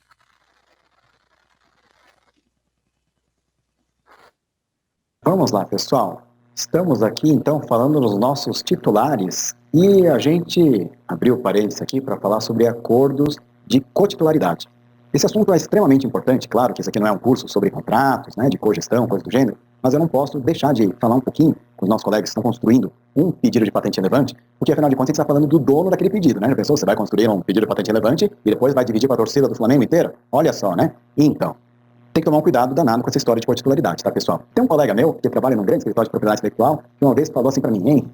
Acordo de cotitularidade, gestão de cotitularidade de patentes são um dos itens mais difíceis que a gente tem no mundo do direito. Bom, eu não sou advogado, não sou do mundo do direito exatamente, mas já vivenciei muita coisa nesse mundo de contratos, né, negócios, coisas do gênero. E uma coisa que eu gosto sempre de lembrar quando a gente fala, cotitularidade de uma patente. Eu falo, não, eu quero o direito de licença exclusiva dessa patente. As pessoas falam, não, eu quero exclusividade, quero isso, quero cotitularidade, assim por diante, muitas vezes sem lembrar o que é uma patente. Por conta disso, pessoal, eu vou aqui voltar, então, para os nossos slides lá do bloco sobre produtos, lembra? Tudo o que gostaríamos de saber sobre patentes, não tínhamos com quem conversar, e vou falar aqui, então, uma lembrança, né? Vamos ter uma lembrança aqui sobre conceitos básicos sobre patentes, né? Então, bom, primeiro passo, patente é um título de propriedade, né? Então, previsto na lei e tal, é ótimo, eu posso ter até cotitularidade, posso depositar uma patente em conjunto, duas empresas, né? Ou uma empresa e uma universidade vão lá, depositam lá no NPI, quando depositam, coloca no campo titulares, coloca titular 1, titular 2, é possível você ter dois titulares da mesma patente, ok? Legal, ou então, eu posso ter uma patente e vender para um outro, e aí eu faço, né, a transferência de titularidade para um outro também, ok? Legal, então título de propriedade, que é passível de ser codepositado ou transferido. E aí vem um segundo item importante, né, que confere ao seu titular o direito de impedir terceiros de explorar a sua menção. Esse aqui talvez seja um dos maiores problemas, maiores nós que a gente tem que ter, né, em conta quando a gente vai falar do acordo de licenciamento de uma patente. Vou dar um exemplo para vocês, né? Quando eu falo assim, eu tenho um apartamento na Praia Grande, que é meu, então, em princípio, como aquele apartamento é meu, estou em dia com o IPTU, etc., quer dizer que eu posso ir lá no final de semana e usar o meu apartamento, certo? Legal, o apartamento é meu, tenho lá o direito de uso, tem até convenção no condomínio, mas eu tenho lá o direito de usar o meu apartamento. Legal? Patente é um direito diferente, é um direito de impedir terceiros. Eu tenho o direito de impedir terceiros explorarem a minha invenção, mas eu não necessariamente tenho direito de fazer aquilo. Por quê? Pode ser que terceiros tenham um direito também. Seria algo, né? Não sei nem se eu consigo fazer essa analogia. É algo como, né? Você tem o seu apartamento na Praia Grande, né? Você fala, perfeito, o apartamento é seu. Só que a rua em que ele foi construído é uma rua particular do seu maior inimigo. E você não consegue chegar no seu apartamento, por quê? Porque ele não abre o portão para você. Aí você fala, não, mas não é justo disso aqui. Não, você fala, você construiu a sua casa, o portão virado para cá, você deveria ter feito virar o portão para lá. Aqui é rua particular, você não vai poder entrar no seu apartamento. E o seu vizinho ali, que não gosta de você de jeito nenhum, ele diz que cobra até pedágio seu. Toda vez que você passar com o seu carro ali, ou entrar com sua família, ele vai te cobrar uma grana para você entrar ali. Você fala, poxa, né? Então, esse direito de impedir terceiros, que é um grande problema em relação a patentes. E aí tem uma outra coisa. Vamos lá. Quando eu tenho, né, uma patente em cotitularidade com alguém, e a gente fala, não, eu vou licenciar um terceiro. Aí vem aquela pergunta. Quem é que vai licenciar? Os dois cotitulares têm que concordar em licenciar? Um só pode concordar? Ou como é que fica isso? Você vê como é interessante? Então, essa história de o direito de licenciar terceiros. Tem a questão, né, do direito de uso, né, da sua própria invenção ali. Aí você fala, bom, direito de uso, mas pode ser uma coisa do gênero, olha, eu tenho uma cotitularidade com você, só que tudo que você vender, eu quero ganhar um percentual. E nós dois somos cotitulares. Olha só, então quando eu sou cotitular, eu quero ganhar uma parte, você como royalties também. Você vê como que são as coisas, né? Então, assim, mesmo eu sendo um cotitular, o meu outro cotitular, ele pode querer ganhar comigo também.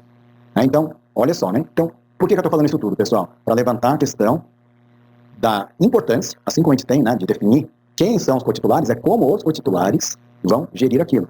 Tem uma outra questão, impedir terceiros, mover uma ação contra um terceiro. Quem é que tem direito de mover uma ação contra um terceiro? Só um? Os dois juntos? Como que funciona isso? Para falar bem a verdade, pessoal, não sou especialista na área, né, mas tem aquelas questões, né, de mesmo que você não seja, né, quem está movendo a ação contra o outro, você vai acabar recebendo um benefício também. Então, será que você ali tem uma responsabilidade conjunta, né? Provavelmente meus colegas ali do mundo do direito vão poder responder melhor. Então, quem é que vai ter o direito de mover uma ação contra o terceiro? Um outro direito que o titular da patente tem é agir em defesa da sua patente. Um terceiro vem e move uma ação de nulidade contra a minha patente. Quem é que tem direito de, né, defender aquela patente? Constituir advogado, diz daquilo. O outro, os dois juntos em acordo. E se um deles não tiver dinheiro para manter mais a patente? Lembra? Patente tem que pagar. Daqui a pouco o outro chega e fala, não tem dinheiro não, viu? Põe na conta. Na conta de quem? A sua. Se quiser patente, você continua pagando. E aí como é que fica quando uma das partes para de pagar, por exemplo, as anuidades e assim por diante? Para de pagar os agentes fora do Brasil para tramitar o pedido. Vocês viram que interessante? Então, isso tudo tem que ser previsto nos contratos de cotitularidade. Quem paga, quem move a ação, quem defende. Outra coisa muito importante, pessoal. Lembra dos Estados Unidos que eu falei aquelas coisas de inevitable conduct, coisa do gênero? Então, você saber quem tem direito de interceder, né, de fazer a comunicação com o próprio escritório de patentes, quem vai ser o responsável? É importante você ter essa definição, porque de repente pode acontecer de cada um ter uma opinião um pouco diferente do outro, tal, e aí, como é que fica? Né? Então, isso tudo é o direito de agir, né, em defesa da patente, ou de tramitar o pedido de patente, designar quem será o procurador que vai fazer isso, definir quais são os documentos que vão ser submetidos, etc., para o escritório de patentes, no caso do IDS, por exemplo. Tudo é muito importante, também está previsto, pessoal. Tá? Vocês viram como são as coisas, né? Então, tem vários itens, né, que a gente tem em consideração. Direito de impedir terceiros, direito de agir em defesa da patente, direito de impedir terceiros, de fato, fazerem, quem é que vai pagar taxa, e no caso de não pagar taxa mais, de alguém ficar inadimplente, como fica esse direito, por exemplo. Então, alguns dos itens que a gente tem que pensar, por exemplo, no acordo de cotitularidade, que não é só quem é dono do quê, mas quem pode fazer o quê. Pessoal, são muitos itens, né? Eu, como já comentei, não sou advogado especialista nessa área. Recomendo, né, que quem vai fazer alguma coisa em cotitularidade, né, se informe bem. Tem a License Executive Society e tem algumas publicações muito interessantes. Tem um livro, que eu vou indicar aqui embaixo para vocês, de uma editora chamada Nolo Press, que fala assim, How to Profit from Your Idea, né? Como lucrar com a sua ideia. Então ele fala um pouco sobre esse história todo de patentes, fala até, né, pedido e tal. E tem uma série de sugestões de documentos que estão relacionados, né, à própria cogestão, co-desenvolvimento de um pedido de patente, né? Já falei também lá, License Executive Society, tem muitas publicações a respeito disso, e evidentemente, né, que a gente tem especialistas também. Além de falar desses pontos todos, pessoal, ainda falando sobre licença, coisa do gênero, eu vou aproveitar para falar agora também sobre licenciamento de patentes, que eu acho que esse aqui é o melhor ponto para a gente falar sobre isso, né? Então vamos lá, dá um exemplo. Eu posso ter uma universidade, uma ICT, que é titular uma patente, que eu estou querendo uma licença daquela patente. Quando eu pago por uma licença de uma patente, qual é o direito que eu estou pagando, né? O que eu estou comprando? O direito de colocar o produto no mercado? Muita gente fala, lógico, hein? Eu estou pagando para a universidade para colocar o produto no mercado. E aí a gente fala, pessoal, qual que é o direito que o titular da patente tem? Aqui, ó, direito de impedir terceiros explorarem essa invenção. Então, quando você paga uma licença para alguém de uma patente, você está pagando para ele a licença dele não ter impedir, que não quer dizer que você pode fazer. Olha só, hein, pessoal, o fato de você estar pagando a licença de uma patente não quer dizer que você possa colocar aquele produto no mercado. Quer dizer que o titular daquela patente entrou no compromisso com você que ele não te impede. Entendeu? Outra coisa, quando eu pago uma licença exclusiva numa patente, dependendo de como as cláusulas de exclusividade são redigidas, significa mais ou menos o seguinte: eu estou te pagando para você não me impedir, e estou pagando até esse pouquinho mais aqui para você não dar esse direito aí de não impedir, né? Terceiros. Beleza, então você deu o direito de não me impedir e se comprometeu que não vai dar direito de não impedir para nenhum outro. Legal, pessoal. Aí o que acontece? Aí um terceiro infringe a patente do nosso licenciatário, né? De quem licenciou a patente pra gente. Aí você vai falar, gente, ó, tá ali o cara, ele tá infringindo sua patente. Aí ele vai falar, cara, ele tá infringindo minha patente, mas olha, o volume de venda aqui, ó, o que você tá me pagando de royalties não paga nem um advogado pra eu começar a fazer essa história aqui. Não vou entrar com crime não tem como. Não, mas eu te paguei aqui uma licença exclusiva, tal. Então, eu não licenciei ele. Agora, em lugar nenhum eu falei que eu ia mover uma ação contra ele, porque nem vale a pena, que o que você me paga de royalties aqui, nem paga o começo de fazer a peça inicial ali de um processo, né, de contratação contra o outro. Você viu como é interessante, assim, ó, quando você olha uma coisa dessa? E aí tem uma outra coisa, pessoal, quando você toma licença exclusiva de uma CT, aí tem a ver, né, os vários itens da lei ali, né, do novo marco legal de inovação. No caso de licenças exclusivas, tem até uma limitação de prazo, que você tem que colocar o produto lá no mercado. Se você não cumprir com aquele prazo, aquela sua licença pode ser revogada. Olha só. E aí muita gente fala, eu quero uma licença exclusiva, uma licença exclusiva. Será que você precisa mesmo uma licença exclusiva? Claro, Henry, eu vou investir maior grana nesse negócio, eu vou investir em fábrica, eu vou fazer mais desenvolvimento adicional, então eu quero ter uma licença exclusiva. Olha só, você vai investir em fábrica, vai ter desenvolvimento adicional, o que você pode fazer? Tome uma licença não exclusiva. Certo? O que é uma licença exclusiva? Praticamente assim, moço, eu tô te pagando isso aqui pra você não impedir, hein? Beleza, já não tô impedido. E aí eu pego aquela tecnologia que eu não sou impedido, monto fábrica, faço desenvolvimento adicional, descubro que tem problemas técnicos adicionais, que na montagem da fábrica descobri que tem um monte de coisa que dá pra manter em segredo, eu tenho acordo de fornecimento com um monte de gente, etc. Curtiu? Legal, pessoal. Então, se você descobrir novos problemas técnicos, se tiver soluções técnicas, problemas técnicos, derivados daquela sua licença que você teve inicialmente, o que você faz? Patenteável, né? Tá pingando no seu terreno isso aqui. Você deposita patentes sobre as melhorias. Só que quando você depositar as patentes sobre as melhorias, essas patentes, dependendo de como foi seu acordo lá com a ICT, essas patentes são de quem? São suas. Quem é que tem direito de pedir terceiros? Você. E se cair aquela patente lá da universidade, você tem as suas patentes, os problemas técnicos adicionais. A universidade não conseguiu, perderam o prazo, gente. Perderam o prazo, pelo amor de Deus, a patente caducou ali por falta de pagamento de anuidade. Legal. Perdi tudo? Não. Né? Eu tenho as minhas patentes, que são os meus votos salva-vidas, independentes já da patente lá da universidade. Aí eu vou ao contrário também. Se eu estou do lado de uma empresa que está sublicenciando aquela tecnologia para outros, eu também posso tomar cuidado. Nessa hora que eu estou sublicenciando uma tecnologia, eu falo, eu não te impeço, com uma condição também. Se eventualmente você chegar a outros subproblemas técnicos, etc., eu quero que você me licencie. Ou então que você não impeça nem a mim, nem a nenhuma das pessoas que eu licenciar a tecnologia principal também. Então, é um acordo que eu posso fazer com ele. Aí o cara fala, não, pera, se for assim, não. Se for assim, não. Aí você fala, então tá bom, então eu não te dou a licença. Ah, mas eu quero muito fazer isso. Então tá bom, então vamos entrar no acordo. Percebeu como são as coisas, pessoal? Então você ser titular da patente ou você ter uma licença exclusiva tem que ser acompanhada dessa leitura mais abrangente do ambiente total. O fato de você ter tomado uma licença não quer dizer que você pode executar. O fato de você ter licenciado para alguém não quer dizer que aquele seu licenciado é obrigado a te licenciar de volta, a não ser que você tenha feito um acordo com ele. Essa licença de volta pode se aplicar somente a você, ou pode se aplicar a você, ou a qualquer um que você sublicenciar. Volto a dizer, né? License Active Society, coisa do gênero, né? Estuda sobre essas coisas, né? Co-ownership agreements, acordos de gestão de patentes, ou cogestão, e assim por diante. Estude bastante. Por quê? Porque no dia de amanhã você vai ter que usar essas informações. E aquele seu especialista, às vezes, toma cuidado, né? Especialista em patente, especialista em contrato, coisa do gênero, muitas vezes não tem até uma vivência disso que a gente está falando. Porque, infelizmente, a gente vive num país que não tem tanta tradição em desenvolvimento e licenciamento de tecnologia. Responsabilidade, quem aprender sobre isso, normalmente, né, do inventor, do empresário, de quem vai fazer investimento, né, na sua vida, na sua empresa, num determinado segmento tecnológico, por exemplo. Ok, pessoal? Para uma conversa inicial sobre assuntos ligados a contratos, né, evidentemente que a gente não esgotou, mas eu espero ter colocado, assim, alguns lembretezinhos, né, alguns post-its aí no cérebro de vocês, para quando for fazer alguma coisa, deixa eu estudar um pouco mais sobre essa história de titularidade, sobre essa história de licenciamento exclusivo, não exclusivo e assim por diante. Tá bom, pessoal? Nos vemos num próximo post-it, próximo ao próximo bloco do nosso Project Model Campus. Não perca os próximos episódios. Legal, né, pessoal? Então, voltando aqui ao nosso conteúdo que a gente tem, vocês viram, né, que só sobre contratos de licenciamento, cotitularidade, etc., quanta coisa tem, né? Aliás, deixa eu fazer uma coisa aqui, ó. Comentei com vocês que tem um livro, né, do Richard Stein, Profit from Your Idea, ó. O livro é esse daqui, ó. Tá vendo? Esse livro aqui, a edição que eu tenho é tão antiga, ó, que tinha até um CD-ROM aqui atrás, tá vendo? Ó? Mas é só um exemplo, porque por que é legal a gente, quando estuda patentes, essas coisas, dar uma olhada em livros, por exemplo, sobre licenciamento e tal. Como comentei, não é um lugar tão comum isso daqui. E umas coisas, talvez, que sejam muito comuns, quando a gente trabalha com essa questão de negócio, contrato, etc., sabe o que acontece? Eu já passei por várias vezes essa situação. O pessoal chega e fala, Henry, não viaja, você está procurando pelo em ovo, cara. Esse negócio não, ninguém se preocupa com isso. Peraí. O fato de ninguém se preocupar com isso não quer dizer que esse não seja um assunto preocupante.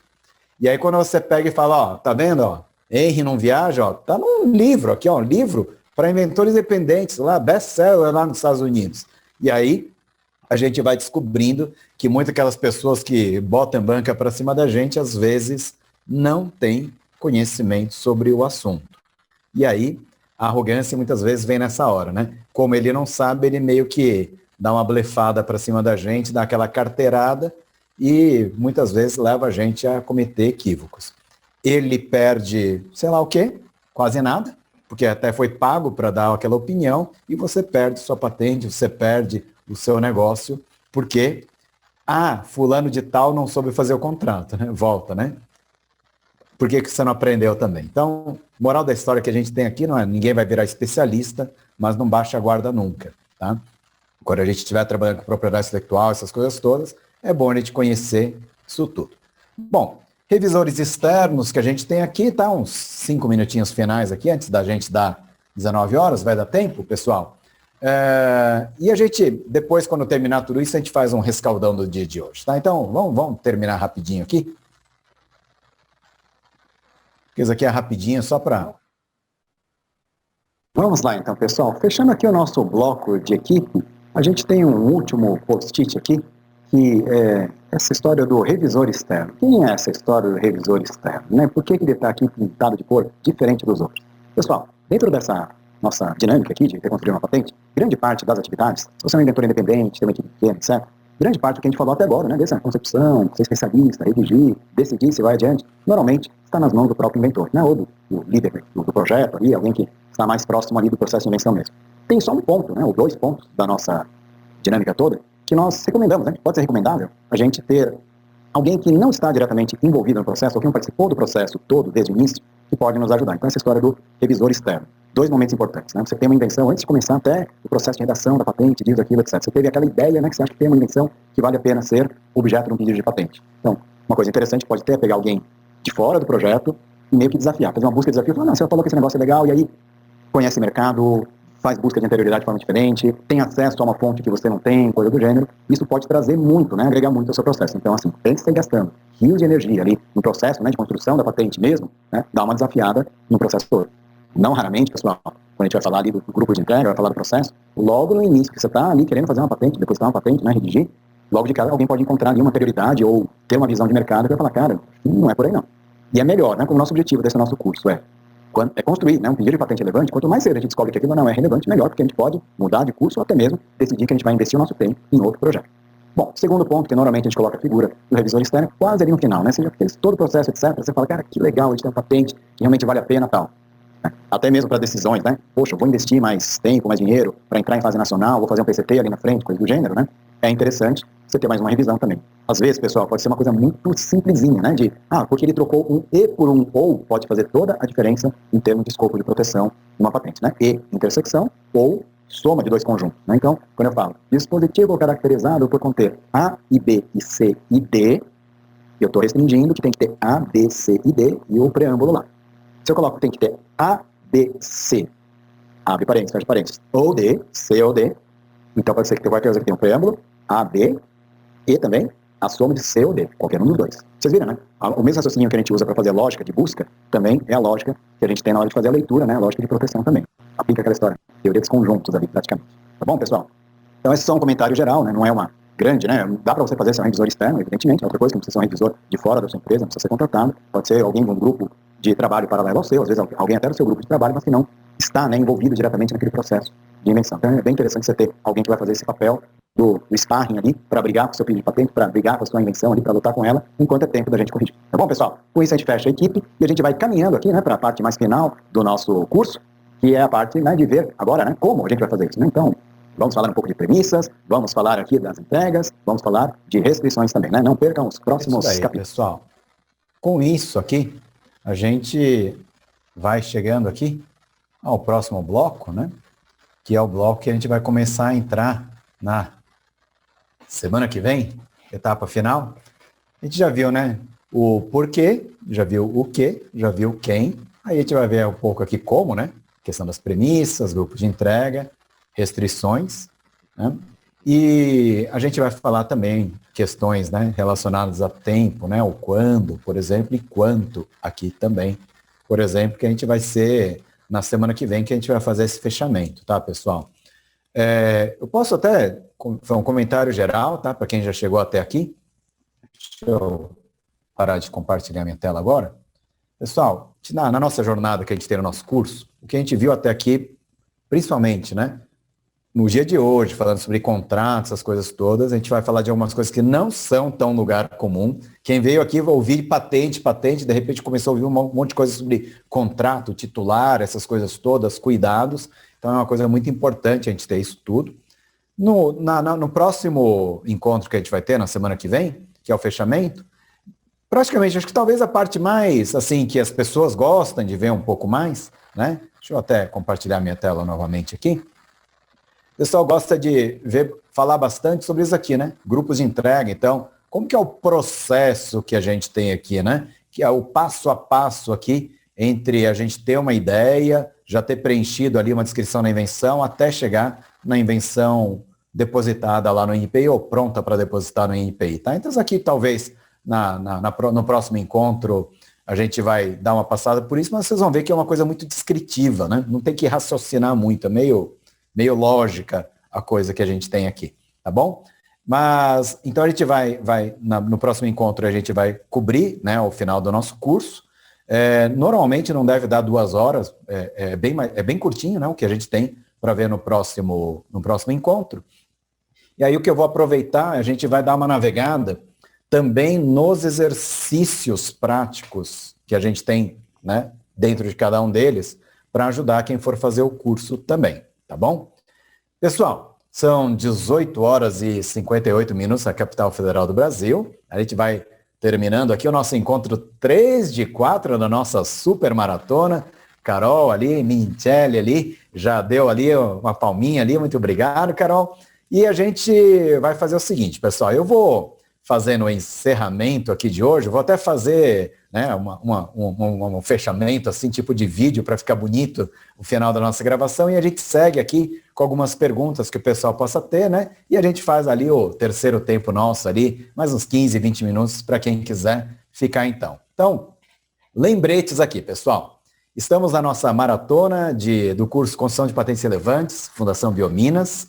Um lembrete a todos que estão participando da maratona aqui, ou se estiverem assistindo aos vídeos, quem quiser o certificado, não deixe de se inscrever na plataforma da Biominas, tá?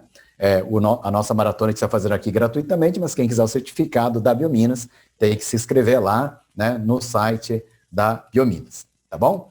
E na semana que vem a gente vai ter o fechamento do curso e vamos falar um pouco sobre os exercícios, tirar mais dúvidas, tal, coisa do gênero, tá bom? Então, agradeço quem esteve conosco aqui mais um dia. Nos vemos, então, na semana que vem. Agora eu já vou fazer, então, aqui a interrupção da nossa gravação.